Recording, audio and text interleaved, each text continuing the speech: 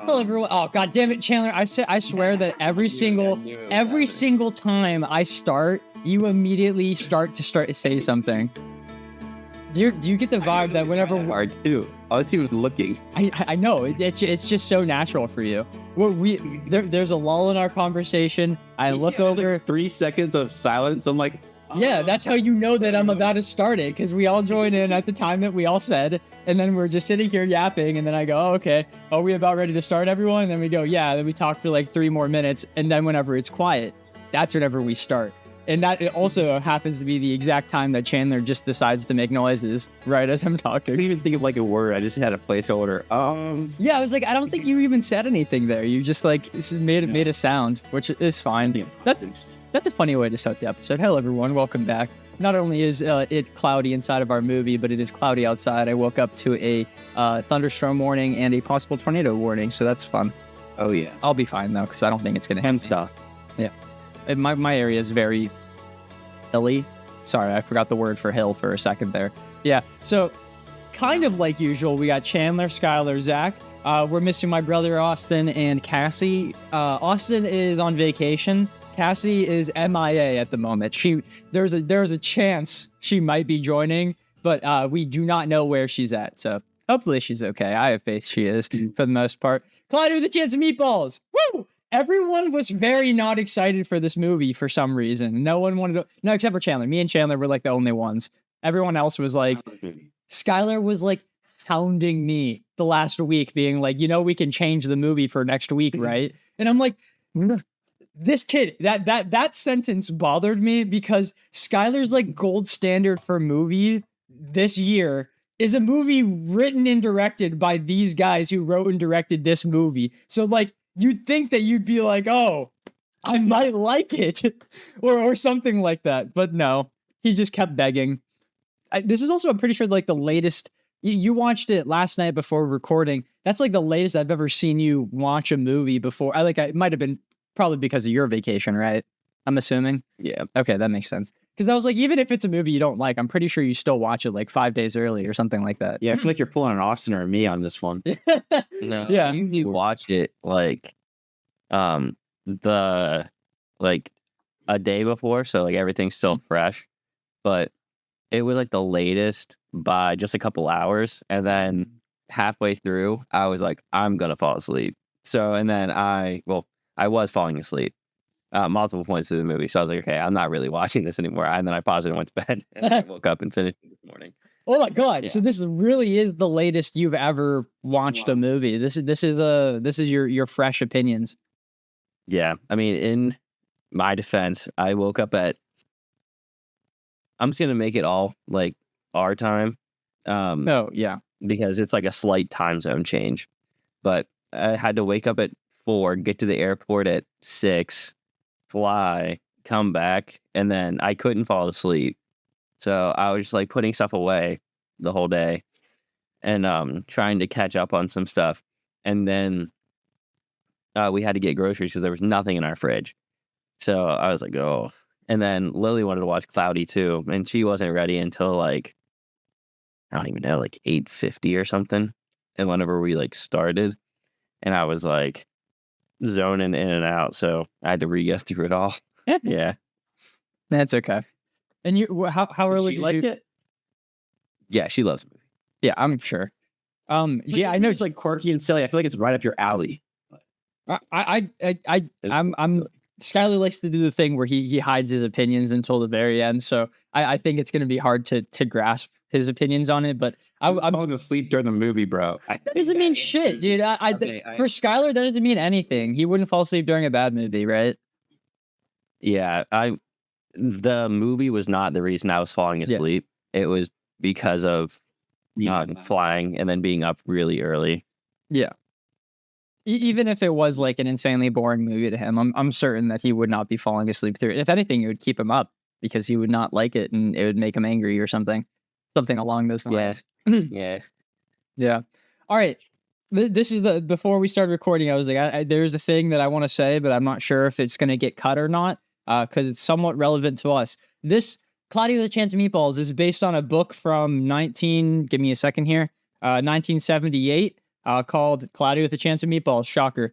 And it's shockingly like it's not identical to this. There's no inventor. It's a story about a grandfather telling his kids a story about Chew and Swallow, this place where it rained food. And then it like got too much for them and they had to leave and stuff like that. So it's like somewhat similar to the movie. Chandler, if you want, we can use that as the summary. Okay. And if that was close enough for you. I'm kidding. No, you're absolutely good enough. No, I'm forcing you to do it. There's a lot more sciencey stuff and there's some romance. Some chud activities. Summary, man. Yes. Yeah, save it. Save that shit. But the thing I was going to say though is that there is a sequel to this book. Oh, real quick, made by Judy and Ron Barrett. Just wanted to say that. Judy wrote it. But can I guess the title? Yeah, it's an understandable guess, Skylar, because of the sequel movie. Chandler, what's your guess? The Chance of Meatballs 2? That's literally what Skylar said. Oh, really? Yeah. Couldn't hear him. No, it is not called Cloudy with the Chance of Meatballs 2. It is called Pickles to Pittsburgh. Yeah, it's called Pickles to Pittsburgh. That's the sequel to Cloudy with the Chance of Meatballs 2. Did you know Swallow Falls is like it's like around Pittsburgh region? The name of the island? It's under the Swallow Falls. It's like within, I don't know, 10, 20-mile radius of Pittsburgh. Well, I thought it was under the A in Pacific. Yeah, it's under the A in Atlantic. That's wrong. what the movie wants you to think. It's actually a location. Interesting. In Pennsylvania. Did they change their name to Chew and Swallow Falls? In the movie. Oh yeah, they did. Okay, well, it doesn't matter. There's a third one. There's a third sequel called Planet of the Pies. I actually like that title. I can't imagine it's made by the same people because it was released significant. It was released in 2013. Whenever Cloudy Chance of Meatballs 2 was released. That is actually whenever that one was released. I'm pretty sure. In 2013. That's crazy. That's crazy how long ago that was. This movie looks great for me. Dude, that's 2000. Like... You know what? Before we get into that, Chandler, I think you should tell us about the movie. Yeah, tell us. Oh, it's summary time now? Mm-hmm. Yeah. That wasn't a summary? No. We need a little bit more. People don't know who Flint Lockwood. Flint Lockwood? Flint Lockwood? Yeah. Lockwood. See this contact? This is you. This is my eye. I got my eye on you, Phil. I felt like I picked up on so much stuff this movie, this time around. Okay, where do we start? We start off on an island that's known for sardines, but also it's not known for sardines because no one likes sardines anymore. So they're trying to forget about this place. But there's this aspiring scientist who loves to create inventions. They don't quite take off until he creates this food making machine that takes in water and it can just produce anything he wants using science. That is one long run on says. There's a lot of I told you, there's a lot of romance in here, bro. Oh yeah. Let's say a couple of sentences. I'm just kidding. Oh, let's say that was maybe 2 or 3 sentences there. I haven't got much else to say.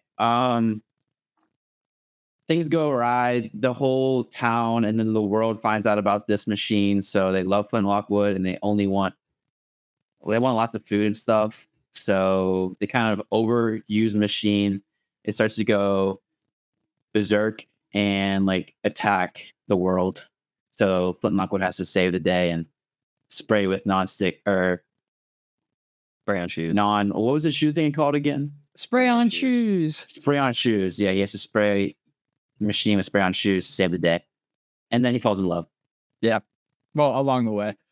So I at the beginning of this movie, one of the things I wrote down is Flint a chud? And as the movie went on, I was like, oh yeah, he's a Chad, bro. He's a Chad. Did you not see? What are you talking about? Did you not see in the Jello castle whenever she was putting her glasses on, what he looked like to her before the glasses? Yeah, I did see. That was a really funny joke, bro. Wait, you've never seen this movie before? No, I have seen this movie. Oh, but I never noticed that. I had to pause and be like, wait a minute. Oh, okay. He had a jawline there, dude. That was one of the 3 jokes I remember. Because I'm sorry, I didn't mean to interrupt you. What you were saying? Oh no, that's it. I feel like maybe she saw him as a Chad until the glasses. She really liked him, and then whoa. Yeah, she must have still liked something. But yeah, that's one of my favorite jokes in the movie, just because of that. She literally went ooh, this is not good. Yeah. How could your side be that bad? My sight's pretty darn. I mean, it's not that bad, but my sight's pretty. Man, your jawlines are like crazy right now. Yeah, dude. Holy crap, dude. Your features way different. You know, Chandler, you actually look pretty attractive like this. I don't have glasses. I can't join in. Yeah, I know. It's Great. They're like, that's what it felt like whenever you got to wear your Spider-Man masks. Yeah, we're just leaving you out of the bit. Damn. I don't remember what I was gonna say. I was gonna say some shit. But, oh yeah, so you said when was the last time you saw this movie, Chandler? Skylar, you haven't seen this movie before, right? Years. You said 4 I've seen it years. a couple times. Probably not since like high school. Okay, I remember seeing this in theaters, and that was like the only time I watched this movie. And Really? I basically didn't. Well, two things. I didn't realize how long ago this movie came out until the credits started rolling, and I was reading the names, and I saw copyright era 2009, and I was like, oh my god, I was 7 whenever I last watched this movie. That like almost 20 years ago. That's insane. Year after Iron Man. Yeah, true. This movie looks great. It looks great. I yes and no. I think yes and no, because I fucking hate the character models in this movie. They are so ugly, man. They are so ugly. Dude, Flint's hand is like a tiny ball with like 5 giant super long sausages. And I just something about his hand specifically really bothered me, and I hated seeing it. I don't know why. No. His nose was also pretty bad, yeah. Like all the people looked like claymation people, but like not in a good way. Yeah, except for the dad. Was sick. Dad was goated. The dad's design. I also like. He has no flaw. I like the cop too. The cop. I think he's flawless. Earl. Yeah, Earl. Yeah, I like him. Skylar doesn't like him. I don't think. No, I do not. That's his minion. I don't like how excessive he is and everything. My funniest scene is his scene. Yeah, he loves the son a lot, I guess. I love my son. Dude, that bit whenever he saved his kid and then kissed him on the lips, bro. I was fucking dying at that. I know it's gross, but like I was like, oh my god, Tom Brady activities. Holy shit. I'm laughing at that too hard, but that fucking killed me, dude. I don't know why. Yeah, I thought this movie, like, I know it's like silly and ridiculous and whatever, but I thought for the concept being they're creating food out of clouds, the world was relatively like realistic. Like I know that mob mentality is annoying or whatever, but I felt like the fact that whoever was the loudest in the room controlled what everyone thought, and I'm like, that's just how the world works, and I enjoyed that. And also, I was prepared to write down a negative in relation to that whenever Flint destroyed Sardine Land and then didn't get arrested. But then, like, literally not even 5 minutes later, it started raining food. So I was like, okay, I completely understand now. Because, like, if he saved the town, then no one would want him to be arrested. And also, I'm pretty sure that Earl's the only cop on that town. So, like, yeah, he just does whatever. When was Earl during all of that? He was there. Was he still, like, trying to get the jaywalker? No, remember he was like my chest hairs are tingling, and he started running towards Flint, and then he just was like chasing after him while Flint was like running around. And whenever but like once he was trapped in that big fish pool, like he could have been arrested right then and there, pretty much. Where was he there? He was there, yeah, but Flint ran away comically fast in like 2 frames. Yeah. He was away from the ball. Could catch him though. Yeah, or not.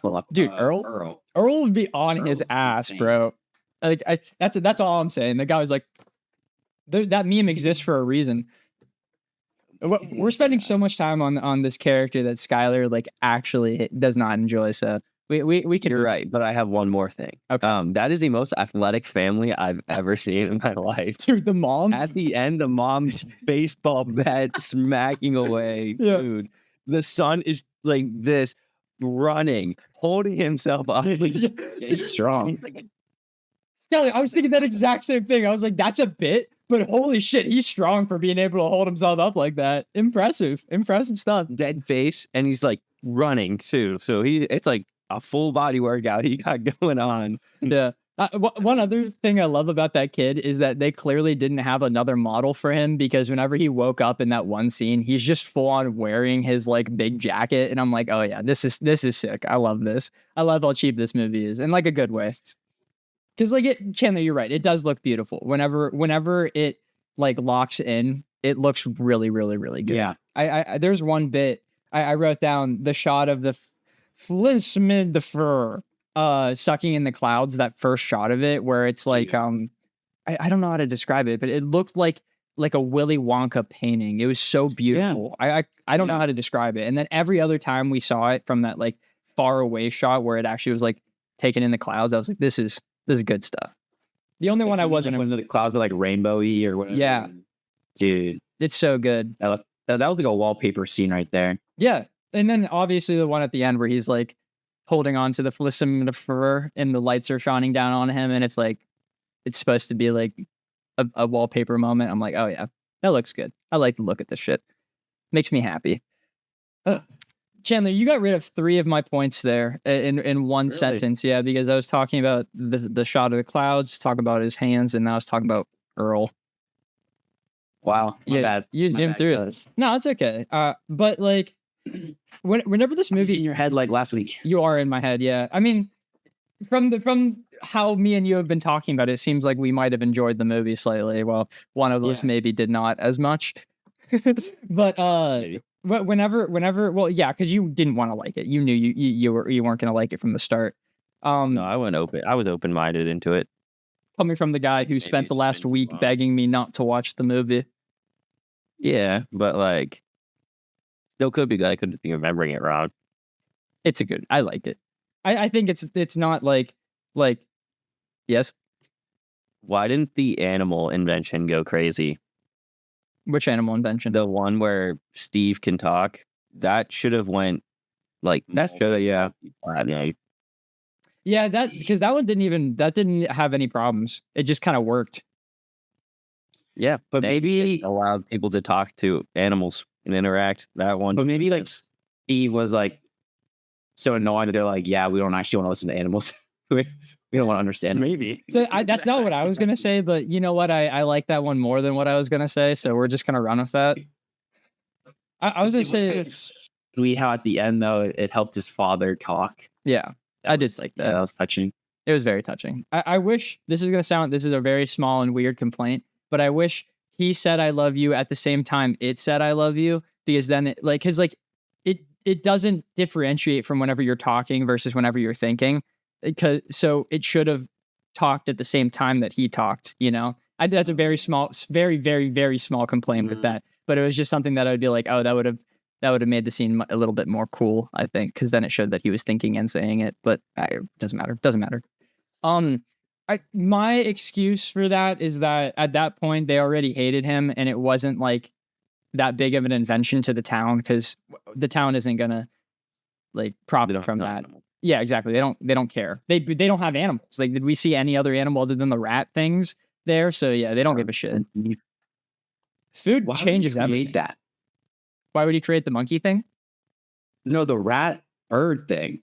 Oh, what was the purpose of that invention? So that they could come around at the end of the movie and save him. They killed it. They took a kid out, bro. They ate yeah, dude, that was funny. Play dead. Yeah. I did not understand what that invention was for it initially.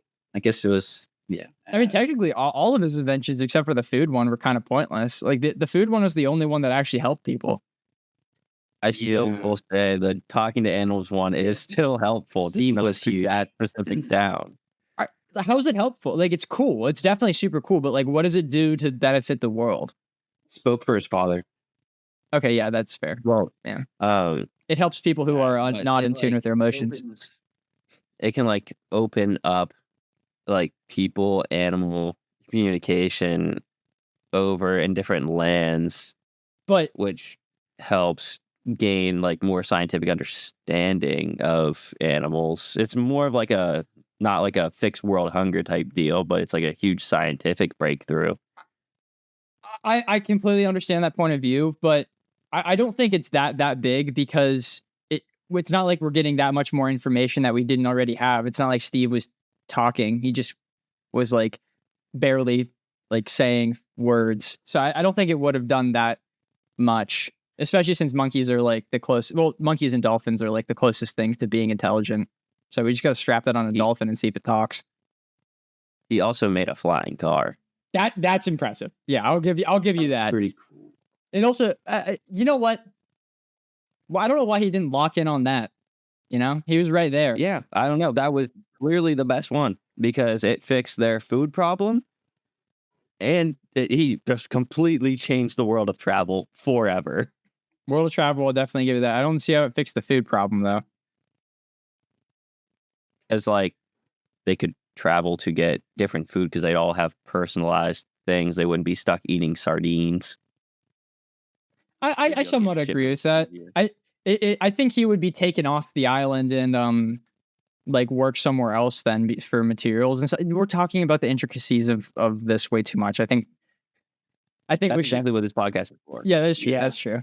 Yeah. I think you're forgetting about the TV with legs though. That was pretty. Dude, that's like one of my favorite ones. I like the look of it. Like TVs are pretty expensive, right? So, what if you don't want to have one in your living room, your basement, and your bedroom? You just have one that follows you wherever you go. You could be camping and it follows you there. Like Chandler, I think you're overlooking a very, very important part of this device. It was still working like 10 years later. Like what's powering this thing? He has like a nuclear energy thing in the back of the TV. Well, maybe it's just it moving itself is what powers the kinetic energy. Yeah, I love it, dude. I love it. Yeah. Oh, dude, that makes me so happy. Like the guinea pig wheel. Yes, exactly. That's yeah. There's just like he is one of those rat birds in there, and it runs on it, and every time it dies, it just switches out with another one. I was saying the TV runs and then spins its own wheel, and then it works. It's good shit. I like this. This is good. This is good. Conversation. I misread my note. I was like, you know what? I'm gonna say this. So I wrote a reference to you, Skylar. And I misread it right there. I said Flint's dad is Block, but I misread it as Flint's dad is black. I'm like, no, he's not. Why did I write that down? No, he's just Block. Block. Yeah, he's literally just your dad. He is. Yeah. Yeah. I like that. Yeah. That made me smile. I also liked how everything he tried to say was like this part isn't Block, but like everything was like a fish metaphor, and I thought that was funny, especially since he wasn't even good at it. Yeah, if that's all you could say, you should at least be good at your metaphors. But then he was like, "You couldn't even understand any of them." Some of them, yeah, but like I think they were intentionally undecipherable because like at one point, like halfway through the movie, he literally just goes like, when your boat is tilting, I mean, whenever you cast your lure, I mean, and that he like, I don't think they were supposed to be intelligible, even though some of them you could kind of get. Like I know it's a very simple theme, but I will say Lord and Miller did almost succeed in making me tear up a bit because of the whenever it's rainy, put on a coat. I really like that. That made me happy because it's such a universal like message and moral. I forgot to turn the light on again. God damn it, I'm a fucking idiot. Is that like a fish metaphor though? Yeah, I'd say enough. Yeah. You're on a boat. If it's raining, you put on a coat. They always put on the fisherman whenever it's raining. Called a raincoat. Yeah, he knows. This kid knows what's up. This kid knows what's up. Yeah. May not like this movie. Yeah, I know biologist over here. Yeah, but he knows biologist. Yeah. That one made me happy. I think he had a couple good messages in this one because it showed like the bad side of inventing too, with everybody constantly hounding him for favors, and then him being like, "Ooh, everybody like it," and then the mayor severely taking advantage of him in multiple facets. Yes. Yeah. If you weren't going to say the mayor, I was going to chime in and say that because like that's like the biggest thing. If you're talented, then people will want to try and take advantage. Well, it's the biggest. Is that what you're laughing at me saying? It's the biggest thing, and he's all about being big. Yeah, that was gonna be my next thing I said. Is I like how he constantly got bigger throughout the movie. They always made him like a little bit bigger. I liked how they addressed how large he got in just 1 month, where it like cut to him, and then Flint was like, "Who are you?" And he goes, "I'm the mayor," and he goes, "Oh, you look different. A new haircut." Yeah. Chandler, that reminded me of your joke. Remember when you got like violently sunburned, and then someone was like, "Oh, you look different." He goes, "Oh, it's a haircut." Glasses. Yeah, contacts. Oh, contacts, right. It was contacts, and right. Oh, I'm sorry. That's funny. I remember. Yeah, he tried that joke on me. Yeah, it didn't really work. But then I got to work the next time. Like literally, like not even 15 minutes later, I got to work. That's funny. You're funny, Chandler. You're a silly little guy. He forced the joke. I really did. Yeah, she was like kind of talking, and I was like, "Oh, because of the contacts, right?" Oh, Chandler. I'm sorry. I laughed that hard because I know that feeling. I've done that before, where you think of a joke and you're like, "I need to find a way to say this in a sentence." Yeah, of course. This. Yeah, that's all. Ask a question without listening to the answer before he gave the answer. I love that shit. I have a question. So one thing I really appreciated about this movie, and I feel like a lesser movie would have done worse, is how quickly they jumped into the actual meat and potatoes. No pun kind of intended. For the movie, you know, like I feel like in a lesser movie they would have spent a lot more time getting the food machine into the air, but it was in there and sending food down within 15 minutes of the movie actually starting, and I love that because the concept it's a stupid concept that they're just taking an element and completely changing the element into another element. Like you got to get over that hump to enjoy this movie. I feel like, because obviously that's never going to make sense, but you just want to see it rain food, and the movie doesn't try and extend that. They just throw you right into it. So did you guys like that? Did you guys wish they spent more time with the town beforehand? Opinions? Sky, you go first. I was gonna say I don't feel like that was the main plot. It was like the one they showed, but I always thought it was like the dad and son at the end. Like, that always felt like the main driver. I mean, like, yeah, that was a theme, but the movie's called Cloudy with a Chance of Meatballs. Like, yeah, it was like. You want to see the meatballs in the sky. Well, it took us a while to see the meatballs. I guess I should say, but you want to see the food in the sky. And it was a tornado. Yeah, it's pretty sweet. That was pretty sick. But I think I would have. I like it being up in the sky and done super early, but I still think I would have liked to see him like build and mess it up a couple times. Because like in my mind, this guy's never. I mean, it was messed up, but like usually he does it and it's like somewhat working first try from my memory. I'd say all of them worked, just not the way he wanted them to. And I feel like this one also applies to that. Yeah. Why did he test a flying car where he tested the flying car? That was just stupid. Don't do it in front of the water. You need a little dumb idiot. Like why? Yeah. Why in the water? If he had a runway, he would have realized he wasn't going to take off at a certain point and then just stops his car. Clearly, this genius is not very smart. On shoes without knowing how to take them off. I mean, granted, he was a kid and that was really funny, but like, I think that entire montage was really enjoyable because like it was a subtle way to create like a shit ton of MacGuffins. No, not MacGuffins. Chekhov's guns without like the audience really realizing that they were going to be coming back later in the movie to be useful. And I don't know if it was because I remembered it, but I felt like it was pretty obvious that the spray on shoes was going to come back at some point because like they harped on that the most at the beginning of the movie, and they continued to bring it up throughout the rest of it. I want to talk about those spray on shoes, but I also want to answer your question too, Zach. Yeah. I think they did a perfect job with introducing the flying food maker thing because there's like so much to explore with that. I feel like that's such a fun concept, and just raining down food, I feel like you can do a lot. Like, I mean, it had the whole snowball with the ice cream. Love that. That was such a fun scene. And there's just so much, I feel like there's so much more that they could have done that they didn't. But it also like shows how it disrupts society. I mean, his dad's shop was non-existent. Yeah. And especially whenever it was like trying to over mutate, they think they're just getting out of control. So I feel like they had so much to explore and some that they didn't. And if they wouldn't have, they would have left the machine a while to go up in the air, then we miss out on all of that. Or the movie is longer. So I think it was a good timing. I agree with that. And I'm just gonna go off of something that you said there with the town and the food getting bigger and stuff like that. This is gonna be very pretentious, and I'm apologizing in advance for that. But I liked how there was like subtle communication about like society and how even if things are getting bad, it's still okay because it's benefiting them, or at least like the people feel that way. The dad points it out whenever they're having their conversation about like Roofless, where he's like, these stakes are fucking massive. I mean, everyone's okay with it, but at a certain point, you got to realize that this isn't good for people or something like that, because they're not going to realize it themselves. I thought that was a good bit there. Yeah, too much of anything is bad for you. Yep. And before he's like, well, look at this. It's not natural. Yeah. Like before. It shouldn't be raining. Yeah. You're right. Yeah, it shouldn't be raining hamburgers or anything. In Flint's defense, at that point in the movie, it was still green.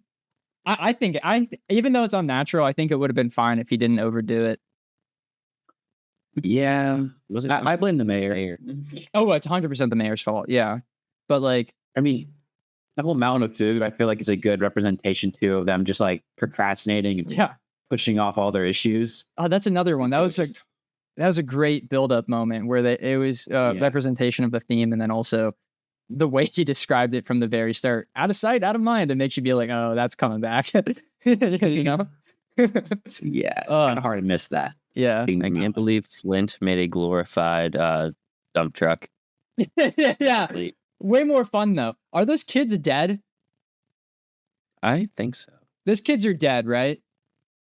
Wait, which ones? The snow kids. They scooped up the snow, put it into the back of the out of sight, out of mind machine, and launched them. There were kids in there. Those children have died. You're laughing, and there's kids that are dead, Chandler. I think I forgot that they flung kids that far. Dude, no, they launch them and then they cut and they're in a different scene and you can see the snowball go past in the background. It's so good. They overshot. Yeah, it's so good, bro. What were you saying, Scott? How many people do you think Lynch killed in this movie? Considering that we'll go with the idea that nobody had any allergies to the food, so none of the food items he made killed anybody directly by just being on the ground. He killed thousands, probably. He killed thousands. Yeah, he definitely gave him diabetes.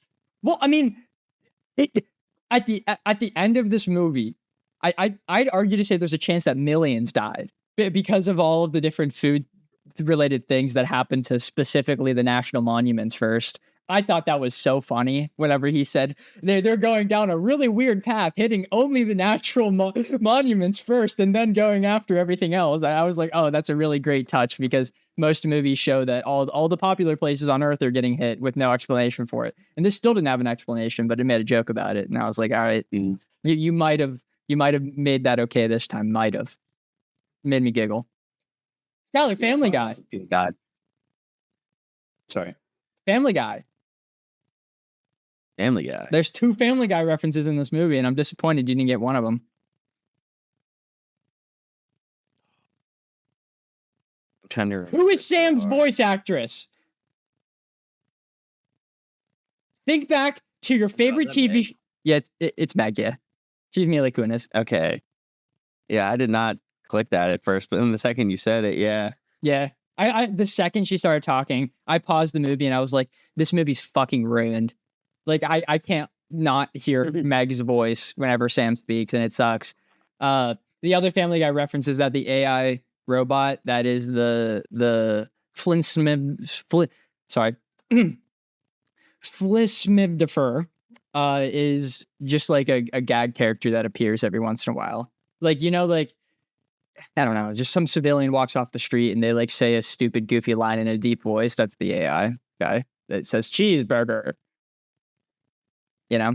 Cheeseburger. Family Guy. My cat is yelling at me. 1 second. Skylar, sit with me. I don't know if you know this, Chandler. It's a fun fact while we're talking about voice acting. If you go to Scooby-Doo Mystery Incorporated, Officer Swanson, the The cop in that is Joe Swanson. What? Theater. Yeah, the cop in Scooby Doo Mystery Incorporated is Joe Swanson. So he's That's off kind in of sick. two worlds. I think that means that crazy, man. they're Connected they're connected. in the universe? Wait, Yes, Scooby Doo and Family Guy. what if this movie is like, so because she's an adult intern, okay? What if this movie is actually taking place after Family Guy ends, and that's actually Meg? Because people said that she was ugly and weird and stupid. And then she realized that she doesn't want to be ugly and weird and stupid anymore. So she goes and becomes a meteorologist. Well, Meg what didn't do you want to be a want? meteorologist as a kid. Well, yeah, but like, what if we just don't know that because she's not the main character? PETA is. They show her room Yeah, as a child and has posters on the wall, and there's no posters on their wall. yeah, but we haven't seen her in like middle school or elementary school. That's whenever that flashback was. She could have torn it down after people called her stupid. This also, I can't remember if it was this movie, But oh, golly, Aw. I didn't hear the. If she meowed, I didn't hear it. Yeah, You survived a cat attack. Jean's not home right now, so she's being really needy right now. She's just attacking me. She really like squirmed her way out. Yeah, she did. She was like, "I don't want you to hold me like this." And then jumped out. And you're so cute. That is so funny. What are you doing? Did you notice how much detail they put into each strand of hair? You could see each hair. That goes to what Chandler was saying. Like, I thought the animation was really, really good. I just thought the character designs kind of sucked ass, and which really was upsetting Yeah. to me because I thought it was. I honestly thought it looked better whenever I was a kid. I was like, "Ugh, Sam does not look good. She looks like a mashed potato woman. I don't like this." Yeah. Was that a play on the food? Yeah, it's done on purpose. Yeah, it's 100% done on purpose. I saw the mom whenever they did like the like holy light shining on the mom. I was like, that does not look as good as they probably wanted that to look. I'm not a fan of that. I'm sorry, For the but time it did. yeah, for the time it totally did. Especially like anytime that people are not on screen, I think the movie looks like unbelievably gorgeous. So if this movie had no people, huge fan. Yeah, Only food. yeah. Well, food and the All clouds and just like the landscape Same movie. shots. I am very much not excited for next movie. I know this takes an insane drop down in quality. Really? Yeah. I don't remember much about. It's not. There's a leak in the boat. It's not written or directed by the same people at all. I'm pretty sure it like turns from kind of like a. How would you describe this movie? Because like I'd say it has heart to it. It's like a kind of like a not a drama. I don't know. I wouldn't say it's an action, whatever, but it's a character driven plot. What? Huh? Horror. Yeah, it's a horror. It's a character driven horror. Yeah. I was spooked whenever he was buying the machine at the very end, dude. Were That you? was intimidating. No. That was good. Wait. Look at this.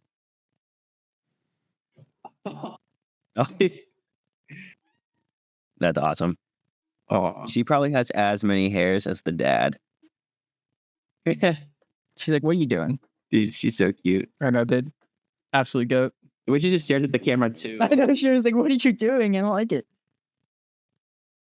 I have so many notes, but I'm terrified that they're people's part of people's 3, so I don't want to say any. No, I totally feel that. I don't. I don't know what to say. So, because I have two. One that I don't think was anybody's favorite. I could say Yeah, go ahead. I didn't like Brent the baby. So that one actually was going to be one. I'm happy you said that because I was debating on which one I wanted to say for my least favorite. And it was something small or Brent. Like I literally just wrote Brent and nothing else. Yeah, he was my least favorite. He was arguably my least favorite part of this movie. Thought he was very not funny. Go ahead, Chandler. Baby Brent is different from chicken Brent. Can we agree? It is. Okay, good. I hate all Brent. I think Chuck is better than Baby Brent, but they're both still pretty bad. I think Baby Brent makes sense narratively because I think that this world. Baby. What? I was gonna say Nepo baby, but he's technically not a Nepo Yeah. baby. He's just a child star turned bum. It's more of like an analogy for people who peaked in high school, you know, like they still think they're as cool as they were in their past. And I liked that interpretation. However, I just really hated anytime seeing him on screen because I didn't think he was funny and he didn't like add to the plot. He just was like kind of like a joke character solely. I I liked how many things messed up in this ending of this movie. Like I enjoyed how he was. I know it's like a stupid bit, but he was like, "This would suck if I lost this," and then he lost the thing, and then his dad had to send him a new one, and that was issues, and then that also was wrong. But like Brent tackling them into the hole, like that was the one that was like, this is too much. I don't like you. I don't like this character. I don't like how he knows kung fu the second he gets inside the chicken. I just Hey, that one makes sense. What if it was the Kung Pao chicken? Kung Fu? Yeah, I couldn't think of it. Yes, I'm so glad you said that. Kung Pao chicken. Yes, I could not. Think That's of so the chicken racist. that it was. Yes, thank you. It was Kung Pao chicken. That's why he knows kung fu. Yes, thank you, Zach. I don't like it. I think he can remove out of this movie, and I would be happy. Because you could have them His go. model also looked really bad. Yeah, his model did look bad. I liked how they gave him like weird blonde chest hairs. But like that's way too much detail on this character. I wish wasn't naked. You know, That's a weird thing to notice about a character's thing. Wait, I noticed guys. everything, bro. Speaking of long chest hairs, I just remember what I was thinking about earlier. Because you're talking about like, is this in Family Guy universe or whatever? Where are you going with this? Are we not sure this is not in the Marvel universe? Like the Where are you going with this? Earl the cop, Miles Morales' dad was a cop. Spider Sense sense. hairs that were like puking the tingle, the Peter tingle. Yeah, yeah. Maybe Miles Morales did get bit by a spider. It was- Yeah, it is. Yeah.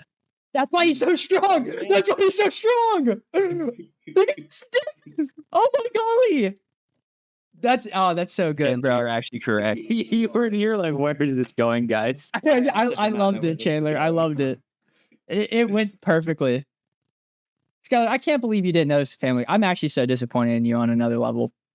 Yeah, I'm not gonna lie. I'm very disappointed in the voice actor one. Yeah. Well, both of them were voice actors. I liked how whenever they said like, yeah, I get what you mean. Mila Kunis specifically.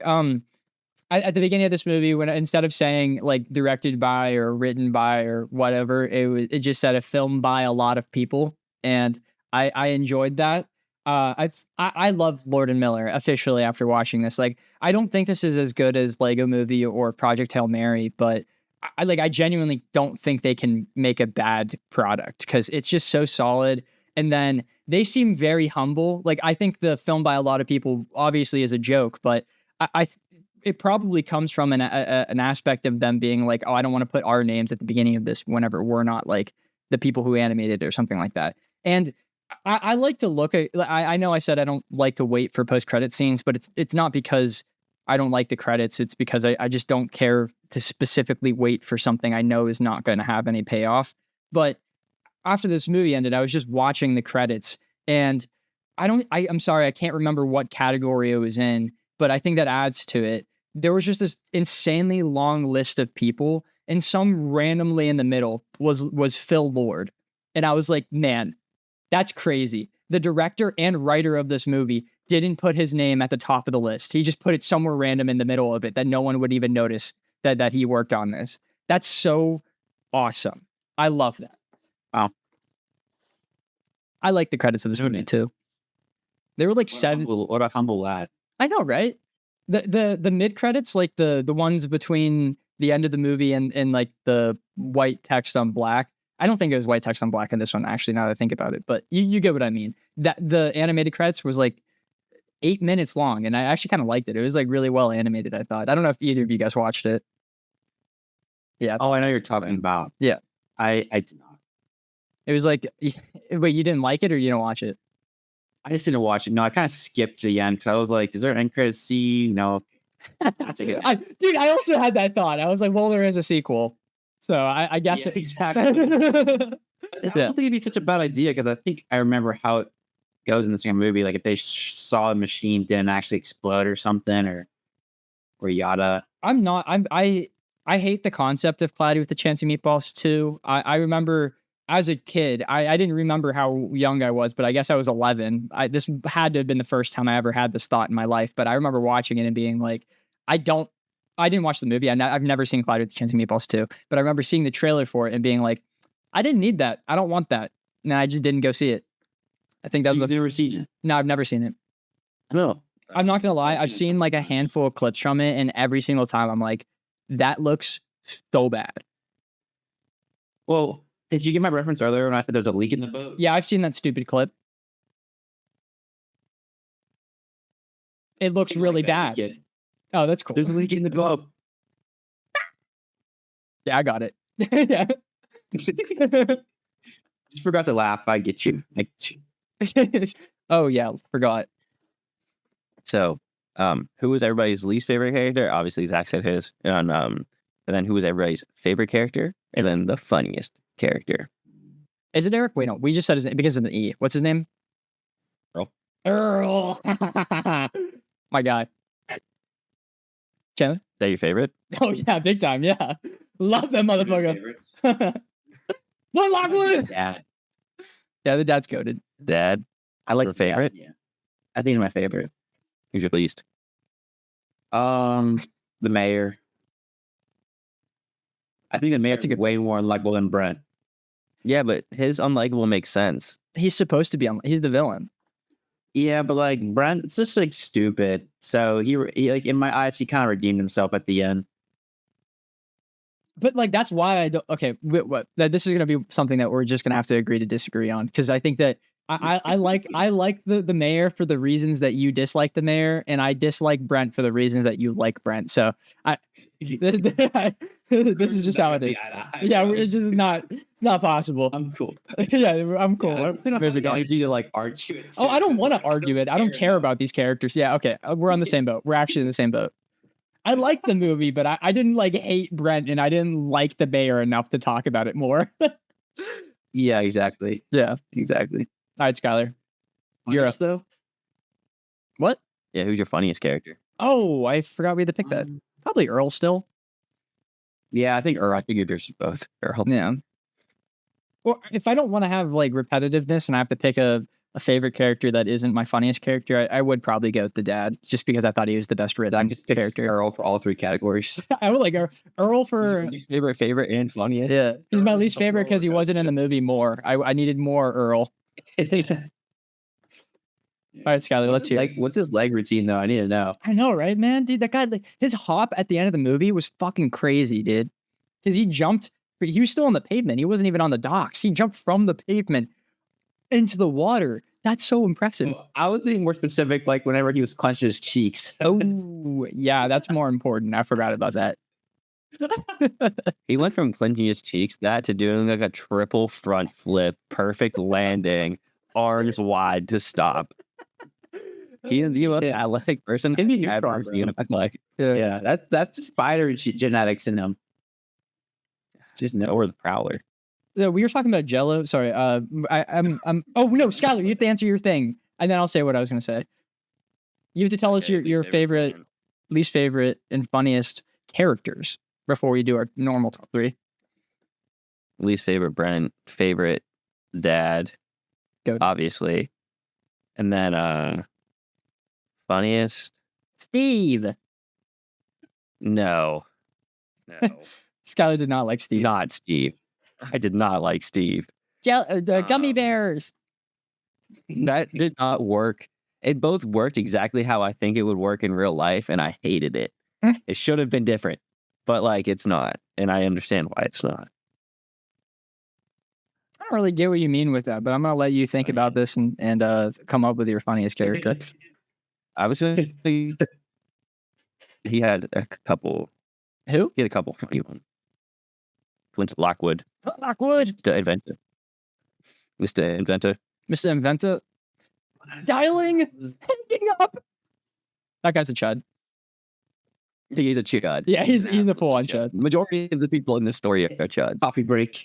Dude, no one is Gonna more make a chud break. than Flint, though. Like, I feel like he hits the exact definition of chud. Brent isn't a chud. At the beginning of the movie, Brent is definitely not a chud. He has too much swag.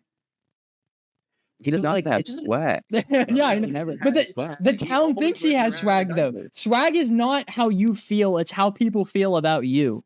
And people loved Brent at the beginning of the movie. That's true, but I mean, you are correct with that because he was on the baby. He was on there with sardines. Yeah. You know what? I'd say chuds for liking him. Both. Facts. You know what? You're right, Skylar. And Chandler, because he also said it right there. But Skylar started the sentence by saying everyone is a chud. You're right. Every single person in that town is a chud. That's just how it is. Except for her dad. Except for the dad. Yeah. The dad and Earl. Steve. Yeah. Steve. Not Yes. Steve. Steve is a chud. No, Steve is sick. No. Steve can't be a chud. I feel like it's a part of being a chud, being like a degenerate, because like Lockwood is not a degenerate. Kinda. He stays at home and does absolutely nothing. Working. Yeah. Yeah. But I mean, he's got hobbies though. It's not like he doesn't like this. Dude, his dad literally was like, next and be collecting his life. he's like a 20-year-old dude. Exactly. Every single chud has a hobby. It just doesn't do anything. Yeah. They stay at home and mooch off their parents the entire time. Which is exactly what Flint, like his dad was like, dude, you're like 20 something, get a job. And he goes, but no, you don't believe in me like mom did. It's like if you changed the word inventor for Discord mod, you would 100% call him a chud because of every sentence he made. Yeah. You could have power inside of your Discord chat. He did have a lot of screens. Yeah, exactly. For gooning. They probably were for gooning, yeah. Before the term was even coined. Yes, he is. Did you actually like Steve? Yeah. Why wouldn't I? Steve, I like Steve. He wasn't in the movie enough to be annoying like the Minions. Good point. You don't like the Minions? We've had this conversation. So Chandler, we've talked about this so many times. Forget. How can you not like? Did you guys see the video whenever this most recent movie came out? I've not seen the movie yet, but like the people singing as if they're a minion. No. You guys seen that? Dude, it's so stupid. I've heard this one's actually kind of good. Kind of good. Huh? I heard this movie is like a love letter to classic filmmaking. Yeah. Good. Like by classic, I mean like 70s and 80s filmmaking. Question. So I think that one I probably would like the most out of all of the Despicable Me. We saying we should do a whole marathon of the Despicable Me movies, and no, I've decided that we're not going to be doing. What was it? Instead of Cloudy 2. No, we're just going to do Cloudy with the Chins and Meatballs 2 because we did the first one and Austin's going to be back. So I'm going to make him watch the bad one. And then, yeah, I think that's the main reason why. And there's no reason to do the Minions movies now because that movie has been out for like 2 months. So like all the hype is gone for it. So it just, we're going to wait for that one. I had a friend of the podcast about the Avatar movie. Which Avatar movie? Airbender. Oh, well, yeah, we could talk about them while we're watching. Because I didn't talk about that last week. Okay. Have we all seen that? No, Skylar hasn't. But what if could we do a pod on it or no? So I wouldn't be against it. I'd say if we're going to do it, our time's passed on it because it released like 3 weeks ago. And then also I'd say the most hype for it was whenever it leaked initially. Like this released like not quite 2 weeks. Not quite 2 weeks. I think as of today, it's 2 weeks. Well, it came out the 25th. Is that exactly 2 weeks? Yes, that's exactly 2 weeks ago. Oh, okay. Yeah. But I lost my train of thought. Oh my God. If we do it for on the cast, then we probably would do it whenever the next show comes out in November. Because just to line up with the hype of it. I honestly think the movie was dead on arrival, but the hype was gone because the majority of people who wanted to watch it like 6 months ago whenever it leaked. We're never going to get another one. You're right. Yeah, no, we're cooked. That actually killed this franchise for the most part, which is crazy. Yeah. And the movie was good, but it wasn't good enough to like revitalize. The movie was great, but it was so predictable. That and like, dude, the end was so fucking bad. Like, I saved the last like 30 minutes of the movie. I was watching it at work and I saved the last 30 minutes of the movie so I could watch it on my big screen of surround sound. I get home and I start watching it. I'm like, and then G walks in and watches it. And G was like, that wasn't good. And I'm like, you watched the only part of the movie that was bad. Like that's like why did that sucks that you did that. The beginning's so good. The beginning is The so whole mountain is so good. dude. The entire time I was good. my buddy at work, he didn't watch Avatar as like a kid. He watched it recently. We'll get off at this and go back to the Cloudy in a second here. I won't take up too much more time. But he was like, I'm never watching that movie. I just feel like it's unnecessary. And I'm like, you're right, it is unnecessary. But as I was watching it, I was like, dude, this is so fucking good. Like, this is so good. You really should watch this. And then I paused it and I came back into work the next day and I was like, Brent, don't watch this movie. Like, you're not gonna like it. Like, the end was so fucking bad. It does not make up for how good the rest of the movie was. Like, just for him, I know he wouldn't enjoy it. I still had a good time with it. I would rewatch it like tomorrow. I probably wouldn't. I want to rewatch it just so I can find moments to clip it for a wallpaper. But that's not like watching it then, you know? Well, I mean, I want to just watch it, but I'm going to do that simultaneously. Okay. Want to get into our top 3 for this movie?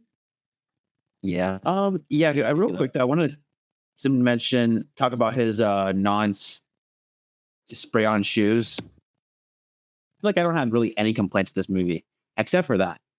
Why did he not test those before actually using them? Because he was 6. But like, who just creates something and just shows up to like show and tell? Be like, look, guys, look what I did. I don't even know if it works or not. A kid. Just try it. Chandler, one time I remember being on a playground and I jumped from one. This is a crazy story. I jumped from there were okay. So at my elementary school, there was a spinny slide, and then there was like a flat ground, and then the spinny slide was here, and then over here was like 2 normal slides. And I was standing on the 2 normal slides, and I jumped from this one to this one, but I missed it, and like my chest hit straight into the side of the slide, and I fell and hit the ground. Okay, that's hilarious, but it's relevant because if you see that in a movie, you're gonna be like, "Who does that?" The answer is a stupid kid. This dude had to create it. He literally created. I created that stupid idea, and I didn't think to myself, "This could go wrong." This guy actually used like chemistry and stuff. Chandler, not just like test it. Chandler, that wasn't spontaneous. I before recess was like, I want to do this. And then I went out and I did it. Okay, I think there's levels to this, all right? I have another example. Okay. No, I think I might have told this story before. But at my old parents' house, we had a rope swing, and there's only one. And me and Caden couldn't decide a fair way to do it. So we made a game called Man on a Rope versus Man on a Stick, where the guy on the rope would just swing on the rope, and the guy with the stick would just beat the person on the rope. Like a pinata? He took the rope first every single time. Were you like a pinata, dude? Have your pick the stick. He just wanted the rope. And that was all. So like, masochist over there, all right. Kids don't think things through. That's just the point. I feel like he want to be a scientist though. Like he has countless posters on his wall. Science is about trial and error. Where is the trial? Dude. He probably kept trying it out. Spending a 6-year-old that doesn't deserve it. No, I think this is that. I think that part's perfectly fine, especially since like it's something that he had to live with his entire life. It was like a crazy consequence. He's a child. He probably nailed it and got so excited that he nailed it that he didn't even think about like testing it out. You know, I think that's fine. And plus, it's not the biggest negative. Try everything before, and that's fair. So it was like a life lesson. That's true. That's a good point, Skylar, because following that, we saw a montage of him trying inventions. So maybe he learned. Look, I get that there's an implication and he learned from it, but this should not have happened. That's fair. It's okay if you don't like it. I don't mind it. I think that's perfectly fine. I think it's crazy. Here's a more recent one for you. It involves something you're very familiar with. So let's say you're playing volleyball and you mess up your elbow really bad and you're like, man, I really shouldn't play. Then what did you do? I tested my elbow and played. It's playable. So the thing is, Chandler, go bad. And I got hurt. You couldn't move it. Chandler, you can move it, but You're 23. That guy. And he's 6. Yeah, he was like 6 or 7. But at least I tried. I tested it. Yeah, but then I feel like that's a worse idea. Like, what if he tried the shoe thing, realized you can't get it off, and then did it again? You know, that's the equivalent of what you did. Yeah, I guess. But like he could have like tried it not on his feet. Like he could have just tried it. I think he sprayed it and saw it sprays. Yeah. And then he's like, he probably had like a prop foot that he sprayed the prop foot and then was like, oh my God, that worked. I get the part of not understanding how to take it off. Like he didn't think far enough to like, maybe how do I disintegrate it or something or whatever.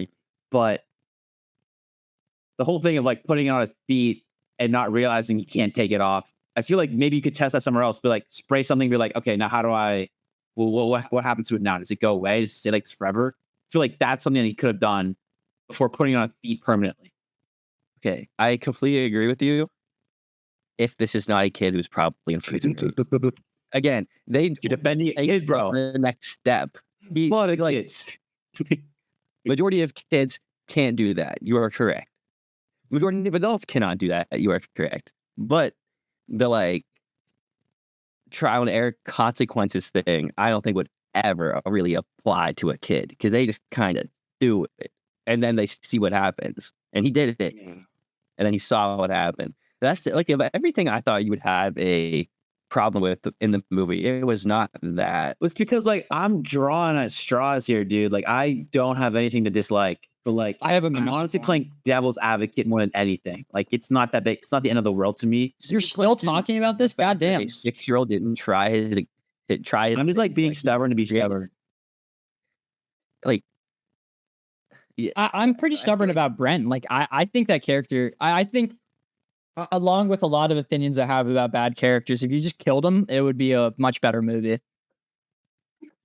Have some like gigantic, like, I don't know, donut fall on him, but like the middle of the donut miss. No, but like just get squashed. That's too high of a that's too spongy, Chandler. You're thinking too kind. Okay. That's your nice brain going over there. What's a good piece of corn? Just like arrow down, going full speed. A sardine, bro. Oh, dude, that's so good.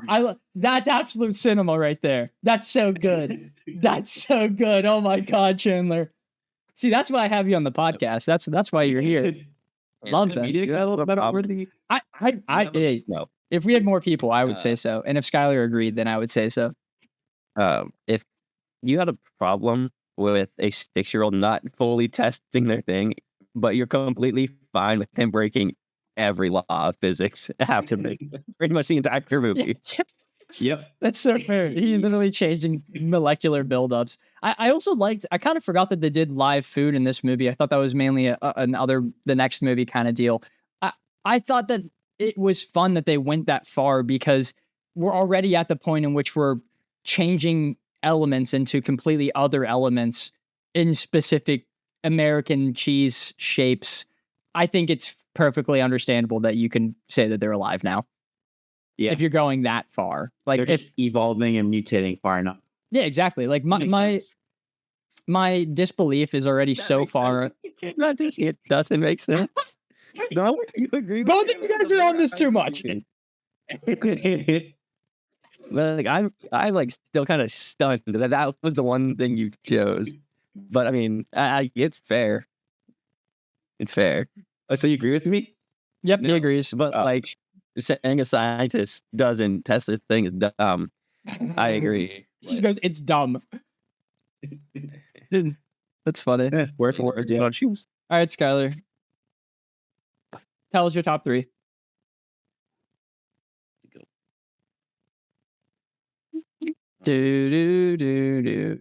I have them. Yeah, tell us. I was waiting to see if you would let me go last. No, I said tell us. You're going first. Oh, you want to go last? Yeah. Oh, okay. Let's go ahead, Chandler. Okay. Well, I guess I'll get my least favorite scene out of the way. It's the shoes. Dude, that was almost my least favorite scene because I have a personal gripe with movies where they like have a kid do a talent show and then the entire class, including the teacher, is like, you're stupid. I hate you. Yeah. But they didn't. Yeah. Yeah, but they didn't even show the teacher, so I was like, hey, it's fine. So the kids can bully him, but just the teacher, that's a little too far. Yeah, because kids, Yeah. kids bully. If a teacher also was like, "You're stupid and I hate you," I don't believe that personally. Like you remember in Fantastic Four, whenever Homer Simpson, I was thinking the same thing. Really? Actually, I was like, when you were talking about that, I was like, that's a Fantastic Four reference. yeah, it is because I fucking hate that scene because Homer Simpson is like, "You are gonna make a flying car." Yeah, idiot. To a 9-year-old, like, one, you don't know if he's could actually do that in the future, and two, like, isn't a teacher's entire like shtick being able to try and like raise kids and meet their full potential? So wouldn't you be like, yeah, man, go for it? That's why it's so much more hard. Yeah, it makes it better that Homer Simpson is the one that's saying it too. All right, go ahead, Chandler. Yeah. Favorite or funniest? Maybe the dad figuring out how to send an email. I thought, I don't know. I mean, his dad's so out of touch. Bro. Yeah. Well, it was Just 2009. swiping off the desk. Honestly, the fact that he like was able to piece together what a mouse is and all that, that was pretty impressive. Honestly, I don't know how he got as far as he did, even though all he did was send a cat video. So he didn't help him whatsoever. Yeah, I would say that's my funniest. Favorite scene, maybe whenever the food starts falling, because it's just kind of like, It's really good. Bruh. Yeah. yeah, I mean, I think it's really good. I think it's shot really well, and I think like, I don't know, just the direction of that scene. It was like really it's impressive. quick. It definitely hits you fast. Well, I honestly was kind of prepared to not like the movie as much as I thought I was going to whenever that scene was coming, because I wasn't like the biggest fan of the Sardine Land bit. And then I genuinely didn't remember basically any of this movie, and I was waiting for like consequences of the Sardine Land thing, and I wasn't expecting it to start raining food as early as it did, and I was like, oh, yeah, it's quick. yeah. But I mean that in like a good way. I love that it's as quick as it is, because that's the point of the movie. Like that's where we want to get to. Yeah. So, sorry for interjecting. I just wanted to agree with That's you. fine. Summary. Yeah. Yeah. Okay. I love this movie. It's very funny. Like, I feel like I was able to pick up on a lot more stuff being older now too, especially the whole like Chad thing with Flintlock. But I totally miss that every time. I feel like there's probably some jokes that I'm forgetting that I was able to understand. It definitely was funny, but when I was thinking about my funniest scene, nothing was coming to mind at all. Like, it was just like, on the nose funny, nothing crazy, like laugh out loud sort of stuff, I thought. But it's very entertaining. I mean, like we were just saying, it starts off right away, and the whole concept of food falling from the sky, ordering whenever you wanted. I just feel like that's just so cool. I mean, I felt like a kid watching this movie, and I wasn't upset about that at all, or I fully like embraced it.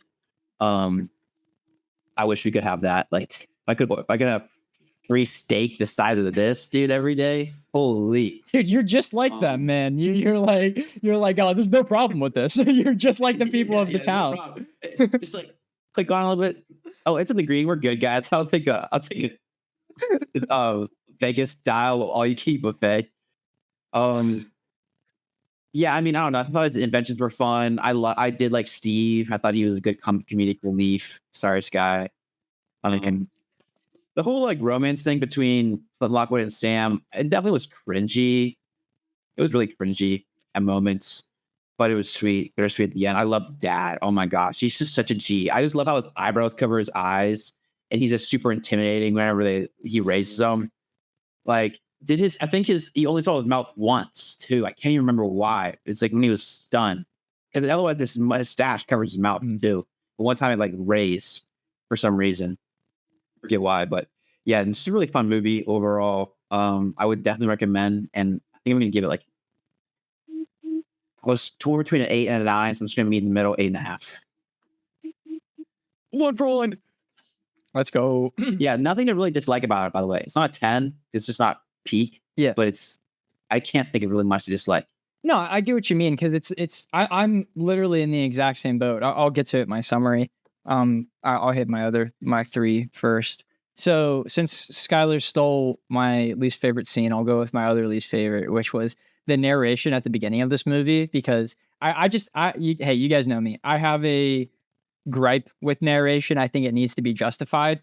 And they didn't even bring it back at the end of the movie, like at all, to like bookend the movie, which is like usually why they put narration in a movie is so that they can have the main character introduce and end the movie. But they didn't do that, which I was like, that's weird and stupid. They did narration twice, 2 times throughout this movie. And it was so that Flint could tell the audience things that we could visually see happening, like like them only eating sardines and running out of food and stuff like that, and then introducing his family. And then the only other time we have narration is 6 minutes into the movie when Flint's dad basically like says that he's disappointed in him. And it's like this kind of good scene where they're just like standing there, and then the narration comes in and it's like, and at that moment, I felt that my dad was disappointed in me and that I needed to do something to better the town. And I'm like, wow, it's almost as if we could have figured that out by watching the fucking movie. You know? Yeah. So yeah, I know that this is a kid's movie and stuff, but I feel like kids can still pick up on that kind of thing. Like I'm sure that I don't know, even if they don't pick up on it, I don't think kids care. That stuff, just don't have it in the movie because it's so unnecessary, in my opinion. I felt like a couple of times, I can't remember when exactly, but I felt like twice in the movie they spoon fed you something.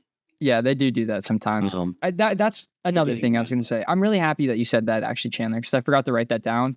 Because that did happen like several times. Like the narration was just like a small example of it, and that's the fact that this is a kids movie is kind of like my biggest problem with it. That's like an overall. I guess that's my overall biggest negative, and it sucks because you can't ever make a Cloudy with a Chance of Meatball movie for like teens or adults. You know, just the concept is too goofy for someone to be like, oh yeah, let's take this seriously. And I know I'm saying that like morbidly, but I do think this is the best we can get at it because, like I said throughout, that's my summary right there. I'm just yapping. Okay, give me a second here. I'm gonna really quickly say favorite scene, end of the movie. I loved how many different obstacles Flint got in because he's just like a regular dude. He's not like a superhero, so obviously everything is going to go wrong. And then the moral of the movie coming back in, like, I know it was obvious. Like, we all thought that it was going to end like that the second that he plugged it in and it was the cat, but it's just so great. And I know that like when it rains, put on a coat is a very baseline theme, but you can take that in 1,000 million different directions and it can impact you in different ways. And I quite enjoy that. And the movie shows that because the theme being when it rains, put on a coat is supposed to be like, when something bad happens, just nut up and go do it. You know, that's like the point of that. But at the end of the movie, they use it as like a literally put on a coat of the shoes, you know, and I really like that. It was such a fun way to close off the movie. And this is gonna be insane, and I know this is very on par with me because it's me. But I wish Flint died. I wish that whenever that exploded, There's no sequel. Yeah, well, so there's no sequel, and I also think it just makes more sense that whenever it exploded, Flint died. My funniest scene was at the beginning of the movie. I actually thought that there was a lot of parts in this movie that made me snicker. Like, I liked the bit whenever he was making the connector device from his lab to the thing. He played the video for her. I like that part was like, I was like, oh, whatever. But whenever she said the line of, oh my God, I can't believe I've been watching this for 3 hours. That part actually got me a little bit. I was like, okay, this is really funny. Yeah, I just think Lord and Miller are really, really talented writers, and I quite enjoy them. So I think that's all of my 3. So I'm gonna keep going. I do think that this is the best you could possibly do with this concept because they took it as seriously as they possibly could have for a 2009 animated kids movie. There's some bits that I'm just like, I wasn't a big fan of that, but I had so much fun throughout this movie, and it was so much better than I remembered because it's literally been like 15 years since I've watched it. So I basically had no memory of this movie at all. And I continuously got impressed, and I knew it was Lord and Miller, so I should have had my expectations a little bit higher than what I did. But you know how a movie goes when you watch it as a kid, and you're just like, I liked it as a kid. I hope it's as good. So you put your expectations pretty low. And I just had like a great time. Steve wasn't as miniony as I thought he was going to be throughout this movie. He actually made me giggle a couple times. Sorry, Skylar. I know it's crazy that me and Chandler both said that exact same thing in our summaries. It was important enough for us to call you out but twice. Yeah, but I quite enjoyed the movie. I would recommend it. I don't think everyone will like this movie, obviously. Point proven. But like, I think it's good enough that if you appreciate filmmaking, then you'll like a lot of this movie. For the most part. And if you're really into like animated, interesting stories, then I think you'll love this. Oh my God, Skylar, we didn't talk about the I hyped this up to you, the mock home invasion that they did in this movie. Did you notice it? I was having issues deciding where I wanted to place it, because after the movie ended, I was like, man, I really like this. Like, Lord and Miller can't miss. My initial thought was like, this is probably an 8.5, and I was like, this is not as good as Spider-Man and the Odyssey. So then I immediately thought about it a little bit more, and I was like, maybe it's a 7, but I was like, no, a 7 feels too low. Like, I actually do really like this movie, so I think I'm gonna give it a 7.5. I like this movie a hell of a lot. Yeah, it's really good. But they recreated a home robber coming in and shooting up a family, but with ice cream in this movie. I missed that again, and I do entirely. I did tell you about it. Yeah. Yeah. Well, I mean, like, I was like really paying attention to it, because I was like, maybe those internet jokes were like just jokes, but no, they very intentionally did that, because the second that each of the characters gets hit, they go straight limp. It's so great. They nailed the little girl in the head, and her knees hit the ground. He hits the mom, and the mom like realistically hits back into the cabinet and like falls down like that. And I'm like, what the fuck is this? This is a kid's movie. The girl, in the basement just fell on her knees and place plant. Yeah.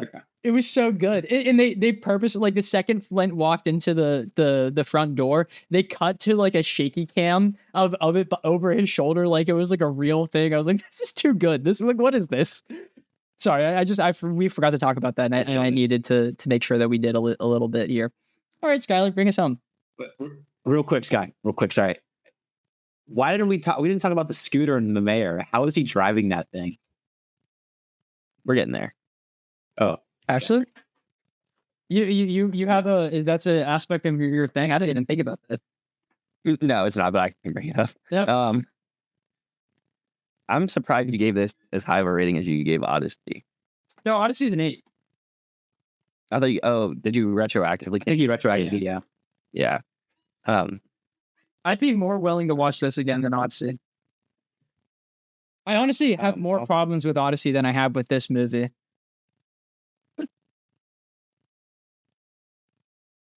So it's a longer movie. It's like twice the length. Yeah, it's literally twice as long.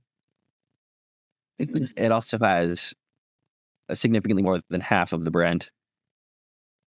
Well, yeah, but he wasn't in the movie that much that I was bothered by it. It was mainly just like he infected the end of the movie, which I didn't like.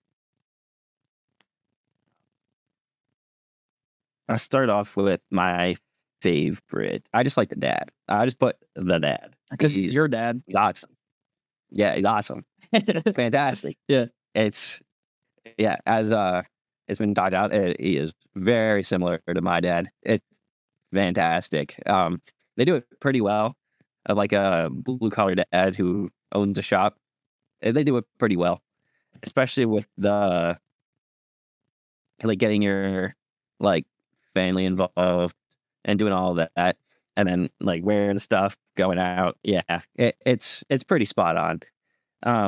Which was a nice touch that I was unfamiliar with the first time, and probably second time I watched this. But now very familiar with it. My least favorite, it's just Brent. Brent and Steve is a little too brain rotty. I wish it worked differently. I understand why it doesn't. He definitely cannot form like a full sentence, but I would have liked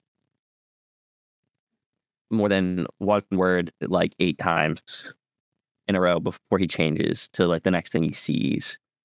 But it makes sense because that's how I would imagine he would think. So, um, my funniest, I have two, and surprised neither of you got them because I think they're both pretty funny. The first one is whenever it's like the food is actively raining down, it's starting to go bad, and then Flint is with Sam, and he goes, "Ooh, Sam, I'm so sorry," and he goes in for a kiss, and she goes, "Are you kidding? No!" Like in the middle of this huge storm, where it's going bad. That one was great. Yeah. The next one is whenever they're at the end, and they're like, "We have to make sure we don't touch these. We're going to anaphylactic shock." And he goes, "Oh, I'm not actually allergic. I just said that so you would like me." And she says, "You really thought having an allergy would make you more attractive?" And he went, "Eh." Like, that was kind of, He's such a chunt. like that part was really funny. But I wrote both of those down because they both made me actually chuckle.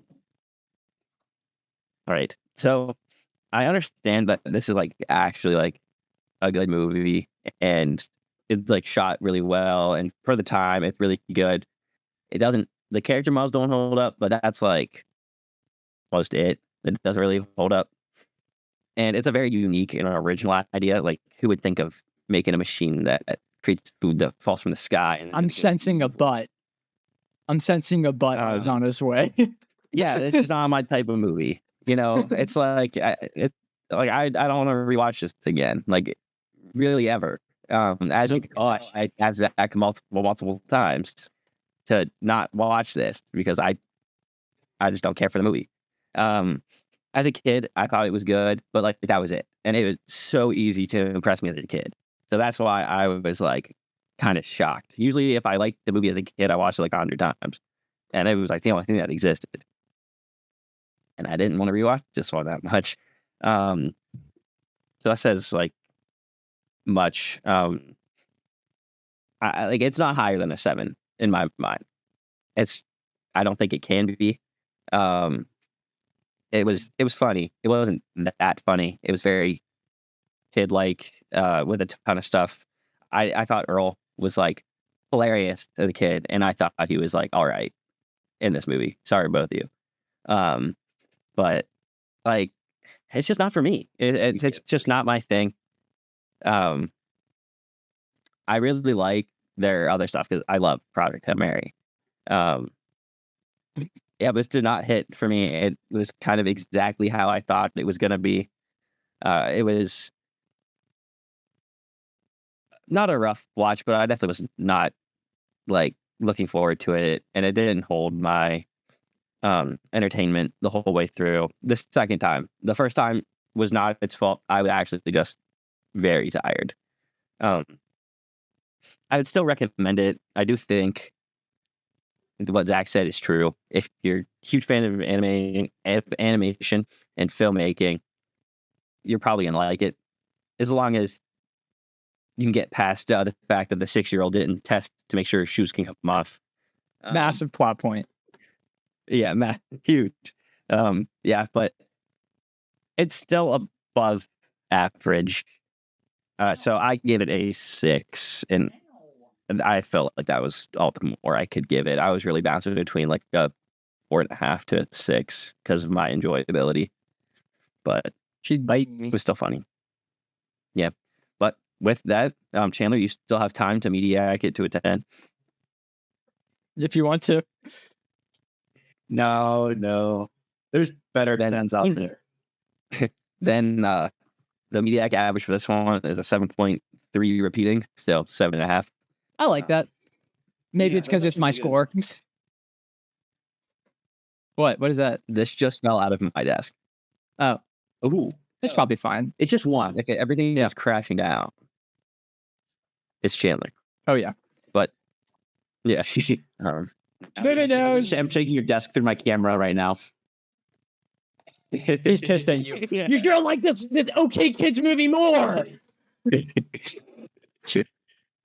You skewed my average. Yeah, I did. I ruined. It was your perfect victory. and I ruined it. You know what we should do? Like, we should make like a tally of all of the movies and all the ranks we give it, like the averages by the end of the year, and then we like can Mediak medal one of them if we have a medal. What do you mean?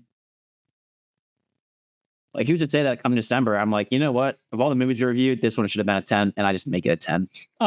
That's what you can't do. Yeah, you can do that.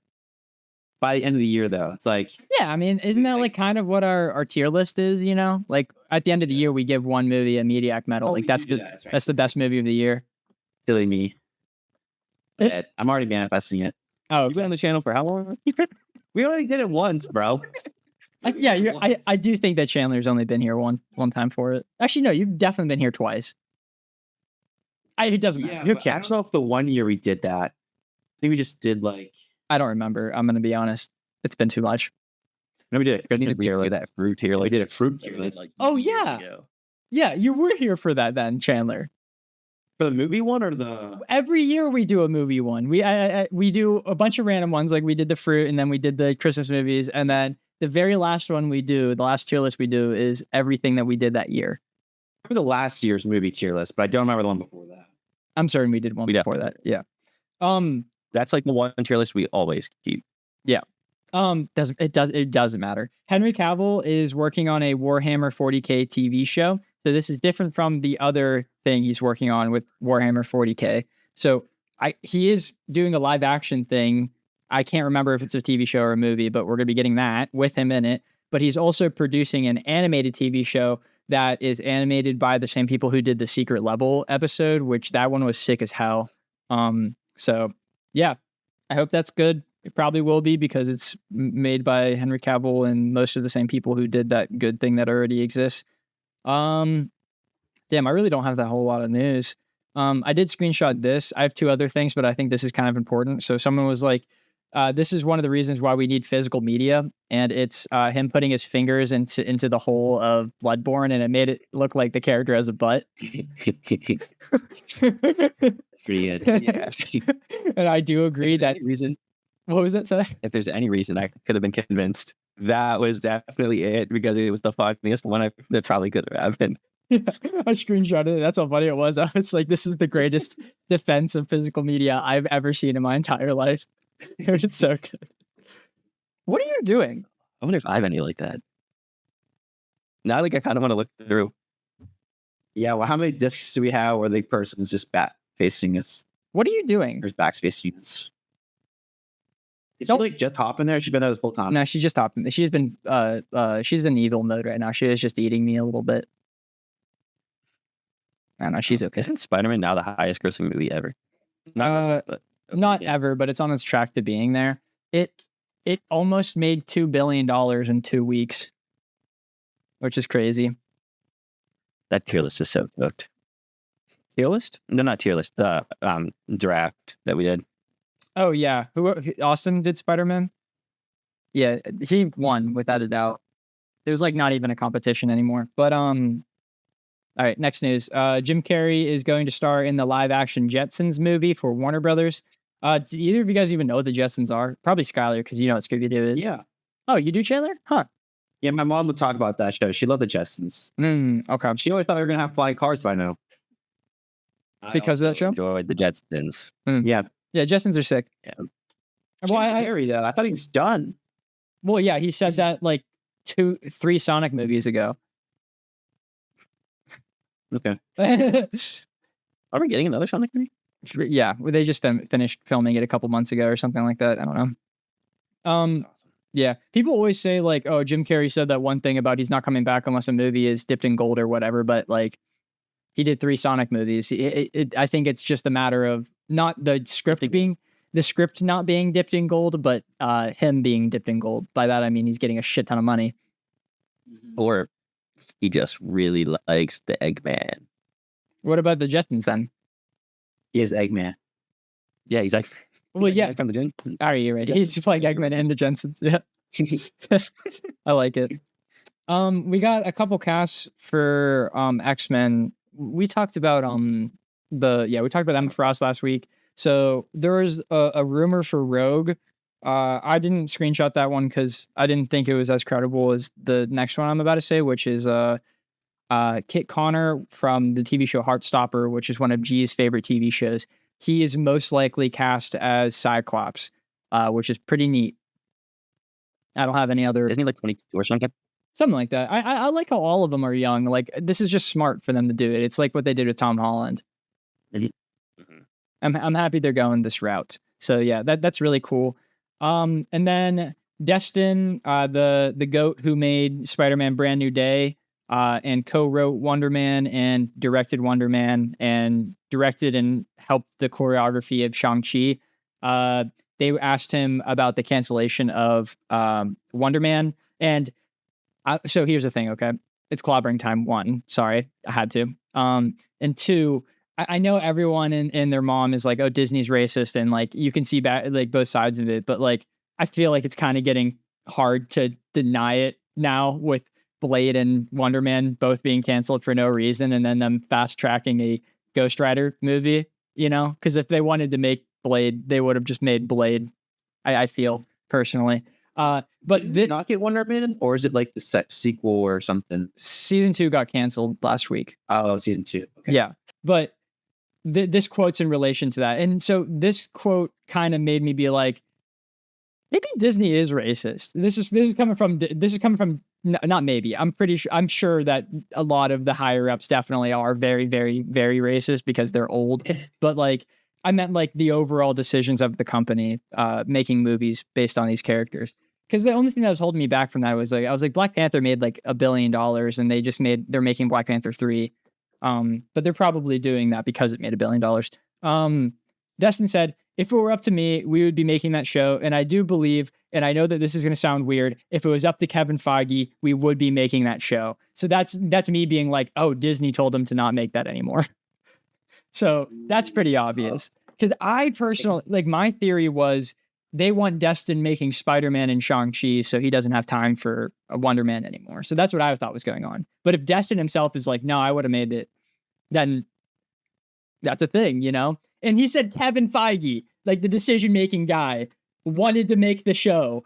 Then I'm going to go ahead and say that Disney's like, I don't like this black guy. I'm going to stop that. Out of context, I just realized out of context, that's a fucking insane clip. You know, like if someone could take that clip and not take the part of me saying that it's Disney saying that and then send that out there. Delete the VOD. But sorry, guys, podcast over. Podcast done. No, I'm kidding. I'm not going to cut that because I know in context it's not me. It's Disney being evil. Did they also cancel like War Machine? It was called Armor Wars, and Rhodey was going to be the main character of that. Yeah, but I honestly, I don't know, because that show movie has been in development hell since 2019. So like, I'm not certain that that's necessarily that way, but we could use that as evidence because the main character is African American. There's a couple others because I think I know you're referring to. I saw a reel and there's like at least 8 titles that they just were like, no, we're not going to do. Not that. a good look. Yeah, especially Blade. Black Panther is Ryan Gosling. I don't know.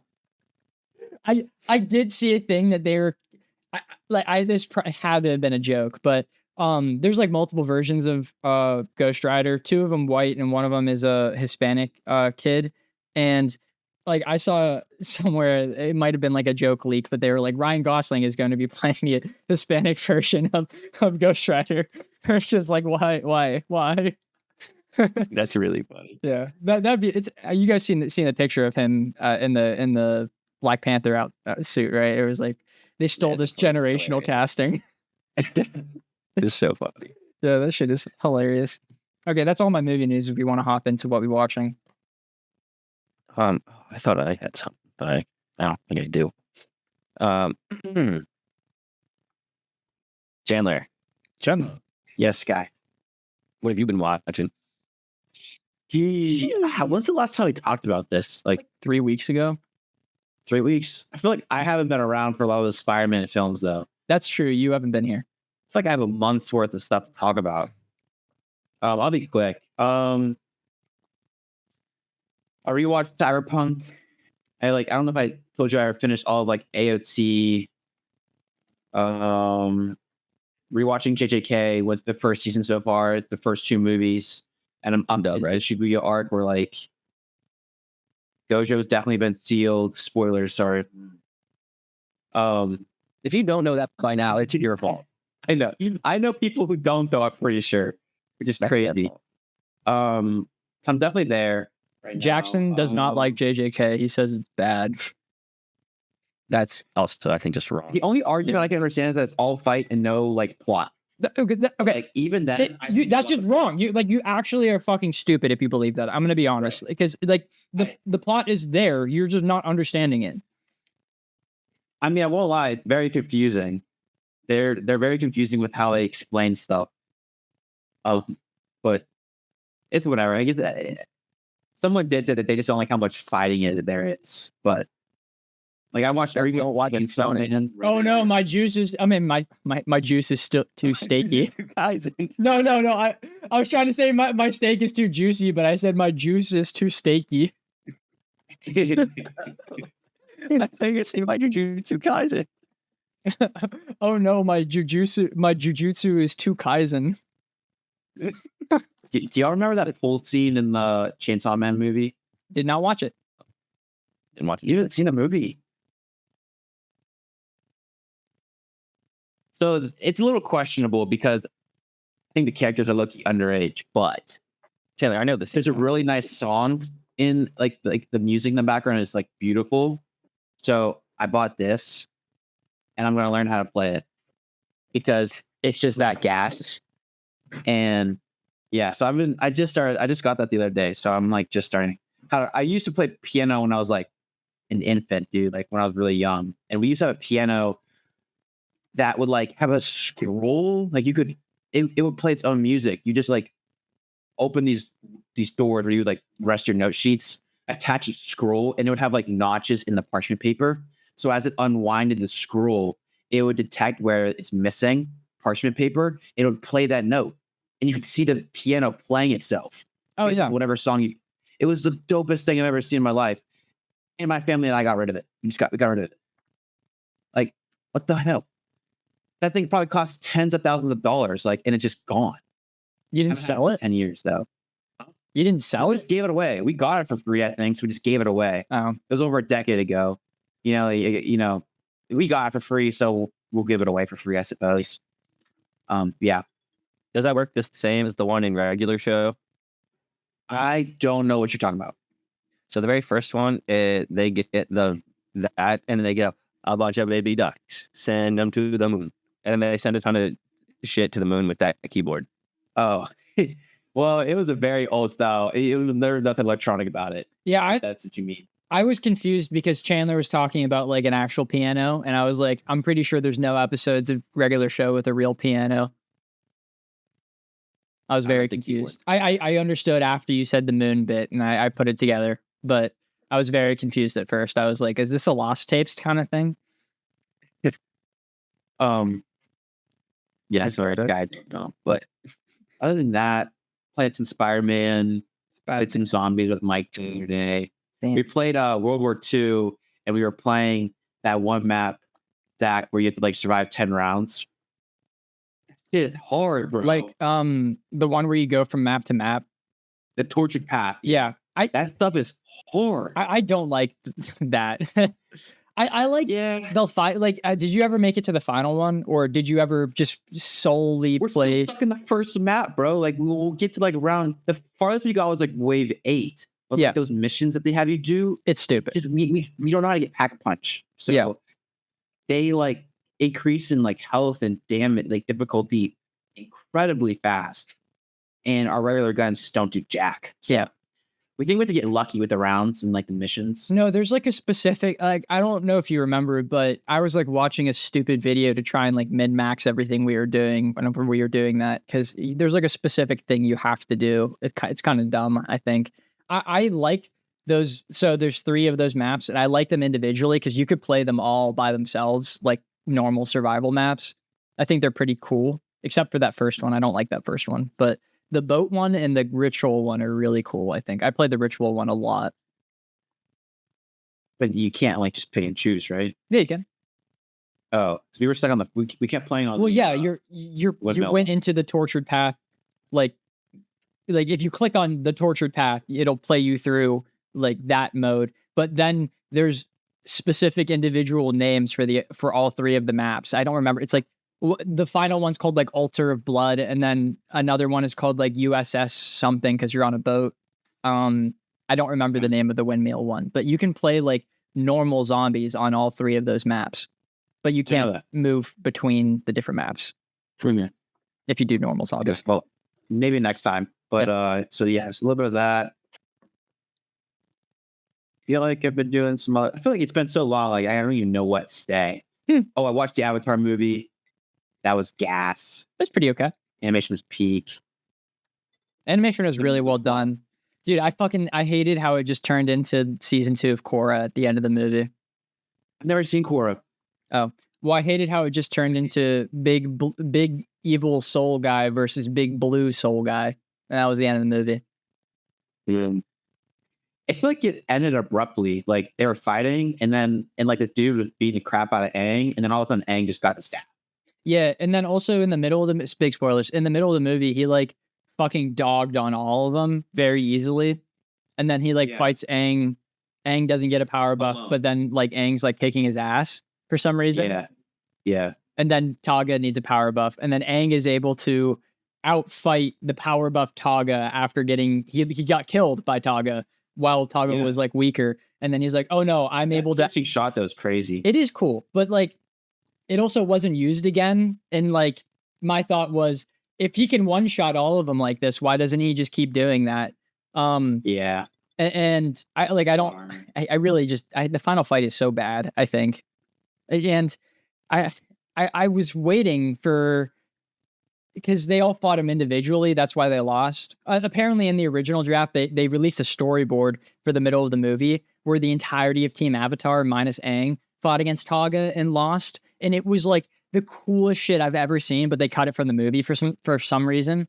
I was waiting for the end of the movie to be like, oh yeah, we can't beat this insanely crazy ancient bender by ourselves, but since we have our friends, we can beat them together. And I know that sounds cringe, but like that's the entire that's all the movie was. It was Taga being like, you're weak, and he goes like, no, I'm not weak, I have all of them. You know, I thought that was going to be the point of the movie, but then he just was like, I'm gonna power up using soul energy, and then I'm gonna beat you up. I'm gonna win. Yeah. I just thought it was really poorly written for how good Avatar used to be. It was definitely it lacked a lot of things. And then Taga got unlimited airbending, but all the other airbenders that he gave powers to didn't get unlimited airbending. Like, what's that about? How do you have it? How do you still have it? It's because the movie's bad, Chandler. Well, no. Whenever he broke the staff, he lost his powers too, right? I thought he died. Well, yeah, but I think everyone else lost their powers, but I think he would have lost his too. It's just because the staff still existed that he still has powers. Is that true? Because I could have sworn that he still. Well, no, I don't think. I'm pretty sure that there's the disciples. What was the name of them? Disruptors. The denied. Denied. Yeah, the denied. Skylar, I know. I was referencing Glass Onion there. They had like glowing eyes, and I thought that like represented that their power was like temporary or something like that. I don't know. Again, I just think the ending is really bad. So I don't think there's like supposed to be explanations for this. They just did it because they were like, it was so fast, bro. Just the whole movie just like wrapped up. Yeah. I wish it was 2 hours. And then they just hard cut to them finding more bison. Like what is this? Like what are we watching here? Like this is they have to walk a fine line because the Legend of Korra exists. And I don't know, I've not seen the show, but I don't know, are there any airbenders still around during then? Like, no, there's no airbenders, but there are new bison. So I'm sure that's what they were just like, we need to explain this, you know? And things can't happen if the audience isn't seeing it happen, you know? Yeah. I was saying that as a joke. I like whenever things happen. Like, I like whenever a world lives and breathes. Same. That's why I like Spider-Man so much. Feed us. Yeah, I love being spoon-fed. Nom. Because the Legend of Korra. Oh yeah, my God, it don't make sense now. No way. My only complaint is that in that scene they didn't say, "Oh my God, now my son can have his own bison. My son in the future that I'm going to train to be an airbender, he can have his own bison, and then that bison can have 3 bison for them to have." at their island, in which my son has 3 children and a wife, and they teach people airbending. That would have made the scene way better, I think. Yeah, just foretell everything. Yeah. I don't know. Okay. Yeah, I'll just wrap it up there. Say like that's about all I've been watching. Yeah. Thanks, Scott, for asking. Zach. Yeah. What have you been watching aside from Avatar? Yeah, I was gonna say, I wonder what I watched recently. Yeah, I watched Avatar. That was my opinions on it. I thought it was very good for the first like 65% of it, and then it kind of took like a hard nosedive at one point, because then it just became like, here, this is something that we remember, and then like a bad fight and bad explanation. But the second they brought the water spirit back, I was like, okay, what are we doing here? Because like I like the idea of it, because in the season 1, the water spirit is shown to be like a portal to the spirit dimension, because it takes General Tao. Zhao. It takes Zhao into the spirit dimension. So like it's able to do that portal. But then I also knew for a fact, because of the way that he said, I'm summoning an old friend. It was supposed to be like I get that reference, I get that. Yeah. You know? And that, like I think that was like the turning point for me, where the movie became not good. But yeah, that's like the main thing I want. Oh, dude, the cat made me open the door so I can't see my board. Oh, I just had 2 things on there. It was Avatar, and then what I'm going to talk about next. Go, Chandler. Yeah, I wasn't a huge fan when I saw that too. It's like I was watching a recap. It's been so long since I've seen the show, and yeah, when they was like, "Oh, I'm with some old friends," like you're surrounded by water. What else could this possibly be? Yeah, I don't know. Oh, dude, my biggest complaint. This is stupid. It's an Avatar lore thing that really bothers me. So I can't express how much I hate the idea that there is just a hidden Avatar that she did too crazy of things, and she had to hide herself from all the other Avatar. Bro, what are we on about? Like, that is so stupid. 1, the fact that she can do that, and 2, like they never gave a good enough reason for her to have wanted to have hid away from other people. And also, I don't understand, like, how Aang found out about this person was so infuriating to me, because I know you haven't seen Korra, but there's like a very influential Avatar that's super, super early on in the timeline that like teaches Korra stuff. And it is like one of my favorite scenes in that entire sequel series. It's a guy named Juan.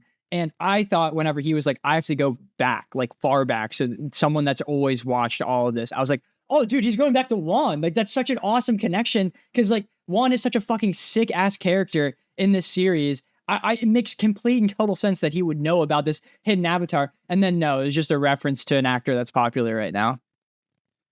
It was an Avatar that none of them. Yeah, boom! Hey, give to Juan. He was in Everything Everywhere All at Once. Ayo, you know he's in Loki. You know that. You like that show? That show is good. Reference type shit. You know, it like Mic drop. It was so underwhelming from it. Like, Yeah, I think.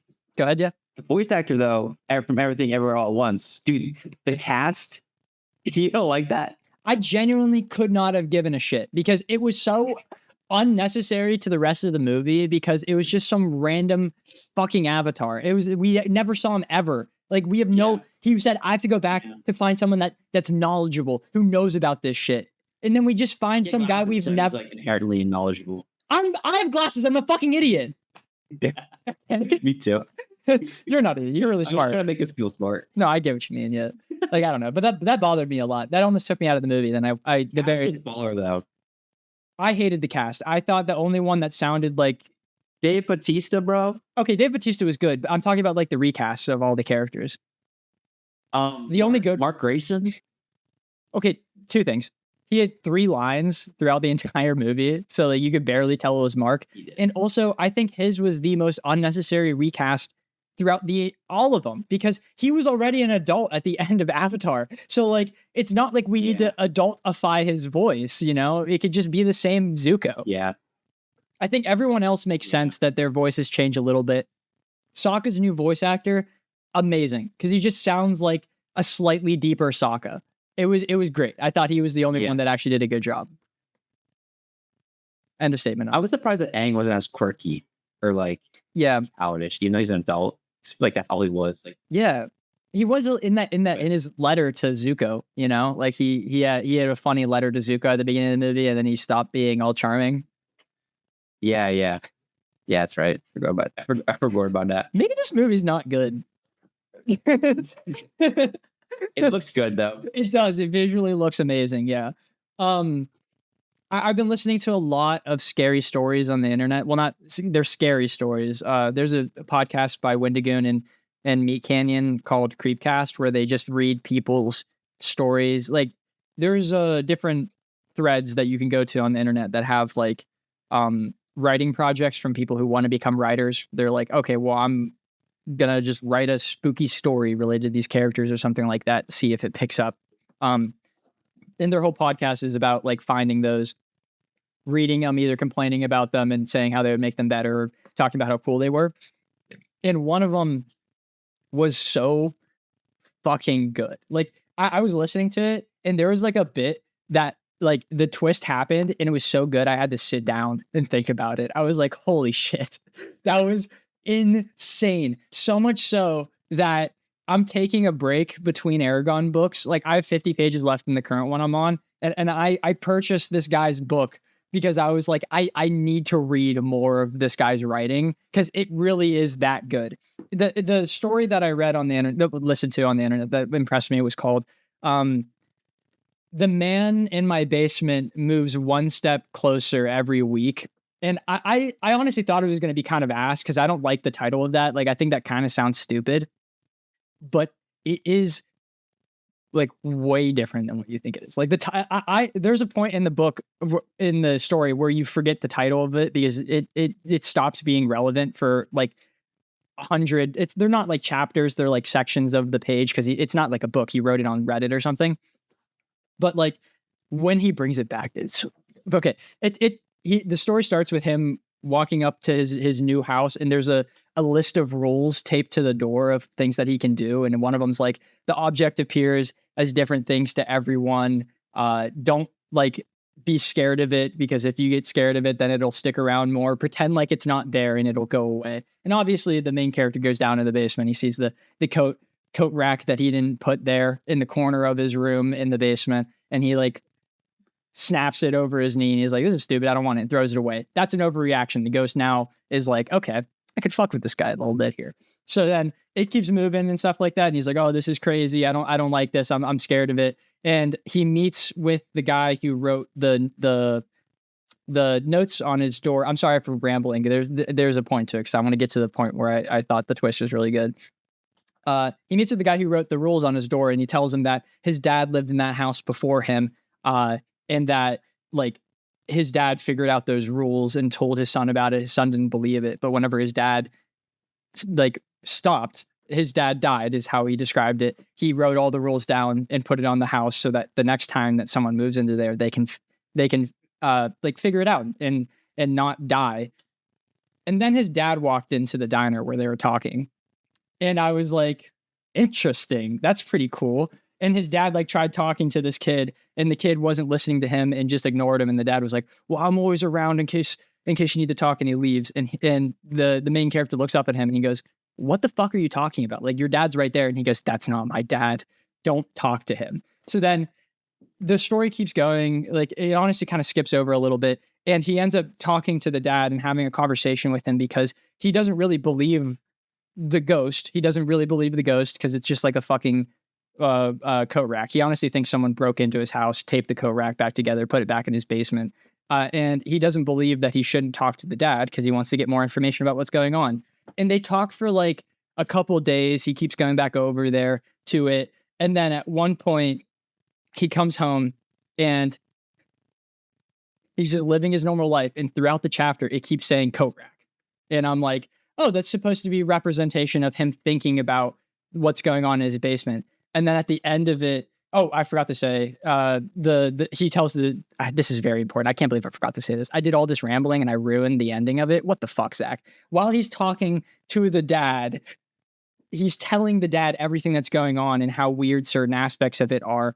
And the dad goes like, oh, just whatever you do, don't worry about the coat rack, because like that's the problem. It's only interacting with you because it's interacting with it. And at the end of the chapter, with him not being around the dad and just randomly, he'd be like, and then I did my laundry, coat rack. And then it just kept saying that. At the end of that chapter, he goes, and then it hit me. I never told him it was a coat rack.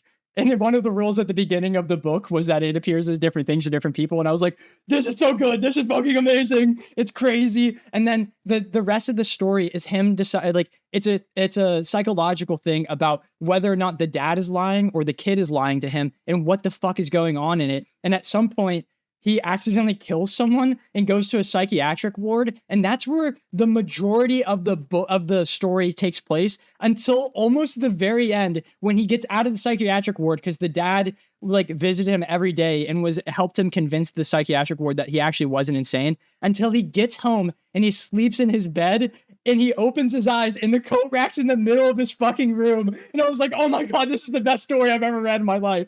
This is so good. Sorry. I immediately bought this and was like, I need to read more of this. So good. This is called We Used to Live Here. I just ran on a ramble for literally 15 minutes. I'm so sorry about that. So good. Go read that. Actually, go read it. Crazy. I know I spoiled it, but I did such a bad job of spoiling it that I think that you could listen to the story and like still have a fucking blast. Because I had no idea what was going on the entire time. And I shit you not, I completely forgot about the coat rack when that twist came around. And I was like, oh my God, I forgot that's what the story was supposed to be about. And like one of the rules was that no matter what, you have to sleep in your bed. If you don't sleep inside the house, then it takes like more steps closer to your room. And obviously, if he's at a psychiatric ward, he's not living at home. Still good. It's so good, dude. It made me scream. And I still don't even know if it's real. Like, was it a ghost? I don't know. Peak. All right, Chandler, ready? Yes, I am. I'm so sorry for that. That was too. Why did you guys stop me? That was too much talking. No one's gonna listen to that. Well, What was it? I listened to it. That's fair. I appreciate it. Ready, Chandler? 3. Yep. 2, 1. Sky, what have you been watching? We have this down pat. Me and you, we have this down pat. We nailed that. all right. I have some stuff because of my trip.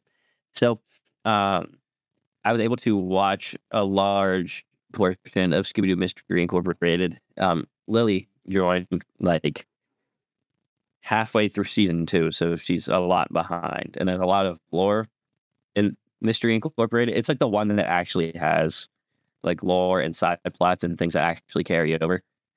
So she's like, oh, why did this happen? I was like, oh, it happened earlier on. It happened earlier. And after a point, I was like, you're never going to watch this. This is why it's this. This is why it's that. This is what happened. And she's like, oh, okay. And I'm like, yeah, it's just really good. It's just really good. So watched a large chunk of that. On my plane ride down, I watched Marty Supreme, and that movie was pretty good. I want to watch that. I'm not seeing it. I want to watch it. Yes, I like it. I think Timmy Chalamet. I think he does pretty good. It has a lot more naked scenes than you would think. So that is something that like Interesting. So yeah, find that Zach's head perked up when you said that. Yeah, I was gonna say, oh no, we get to see Timothy Chalamet naked. Oh no, you do get to see that. Hey, I'm out here looking for man ass. Me too. And then aside from those, I made a huge chunk into Nightcrawler Carl.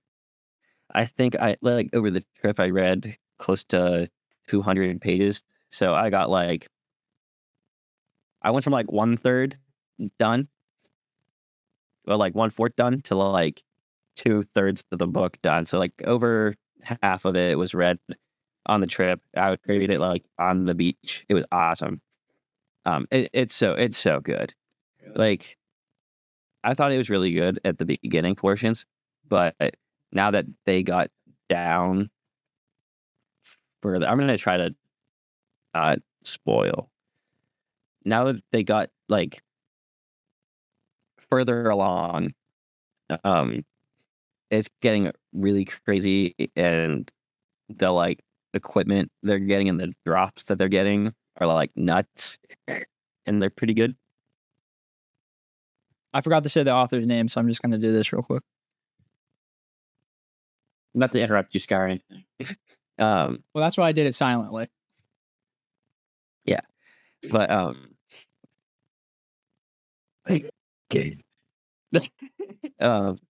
yeah, but it's really good, and they do a pretty good job at, because like obviously there's like 8 books, so you would think that the main guy doesn't die halfway through the first one.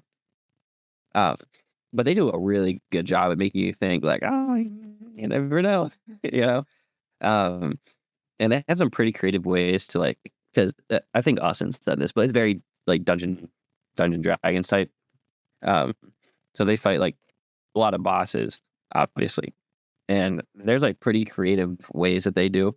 And Austin was completely right. Princess Donut is fantastic.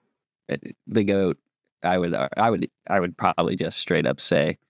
But yeah, it's such a good read. It's such a good read. Like I'm hoping that, well, I'm probably bringing this to our grass tournament tomorrow, Chandler. And really, this is probably what I'm going to do. Yeah, that, or probably it depends if Mediak is not, maybe you clip Mediak well in there. Yeah, fair. Or your emails, which again I can help on. I'm doing the emails today. You're not sorting through my client emails. I'll probably just do that today. I'm not going to sort through my client emails. Chandler, you can sort through my emails. I think I have about 2,000 in there right now. Holy, are they personal or work? They're work. Sure. I do the highlight all, Control Q to make sure they're red, and then I go about halfway through them and I just delete them. If they were needed, then they would be relevant. They would be current, you know. Oh, okay. And if they're really needed, then they'll send another one. You know, my personal email, I used to have like 5,000 or 7,000 unread, but it's down to 429. Sorry for interrupting you, Tyler. You're good. Yeah, but like, That's exciting. I'm gonna bring my book then too, Scott. you should grab it. Zach will know. Also, if you were unaware, if you have Amazon Prime, if you get Amazon Music, I believe you get 1 free ebook a month now. So yeah, I'm not an ebook person though. Yeah, but like if you get 1 free one a month and you're already paying for Amazon Prime,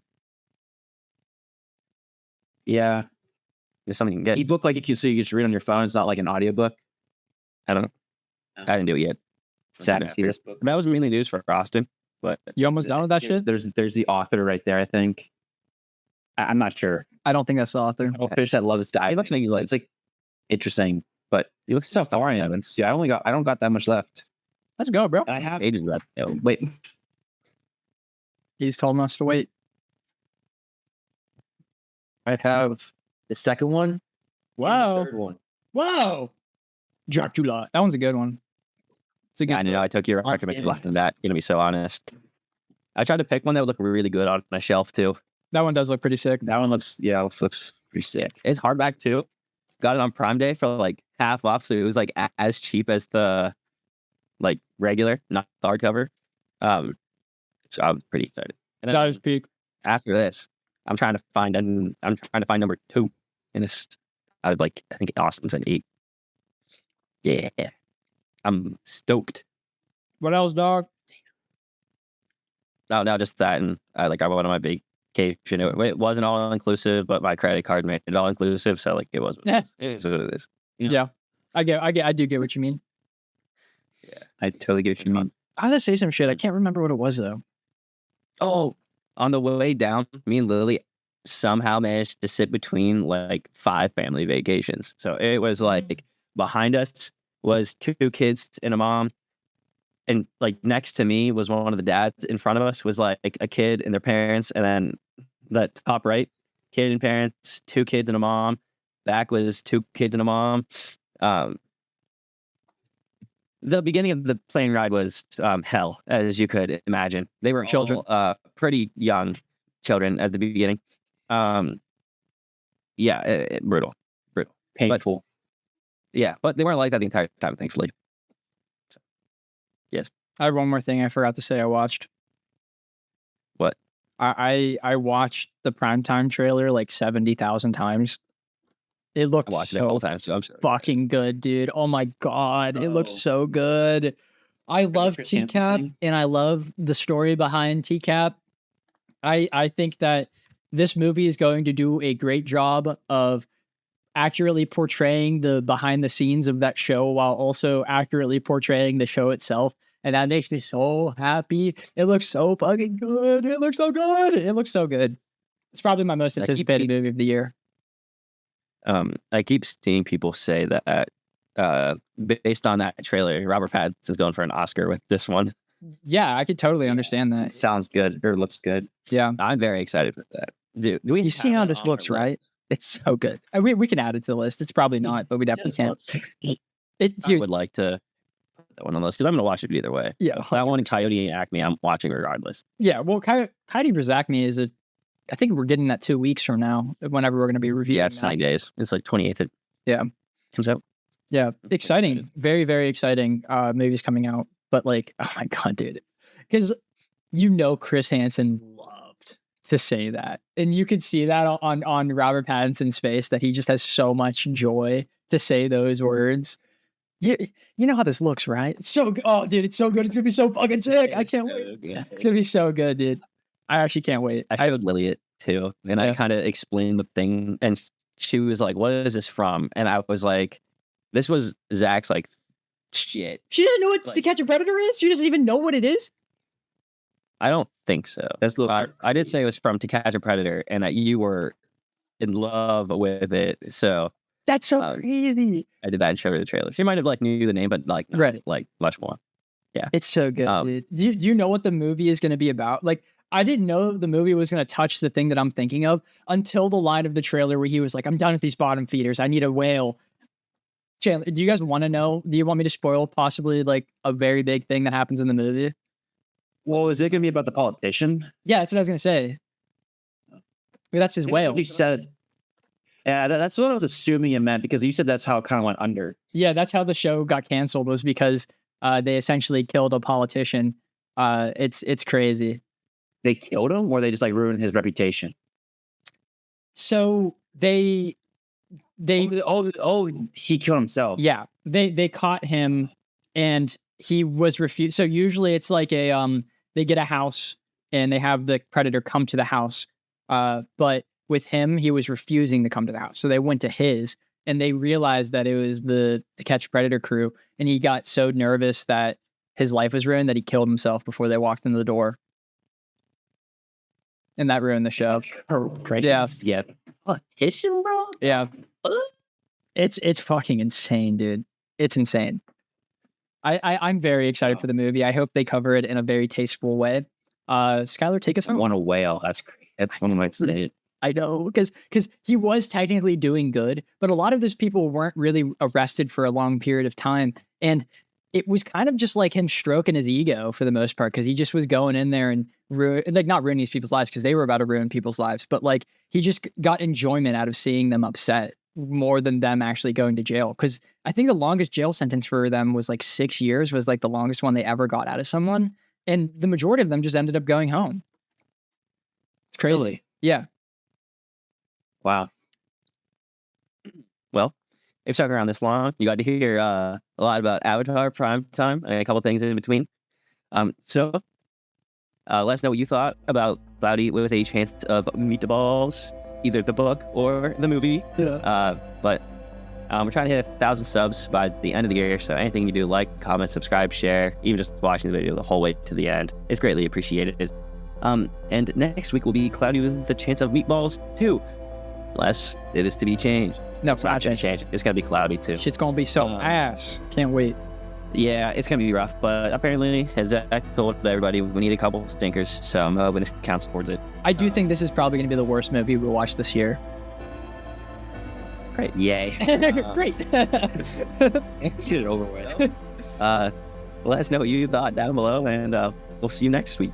Yeah. Thank you guys for watching our Avatar podcast with a little bit of Cloudy with a Chance of Meatballs discussion.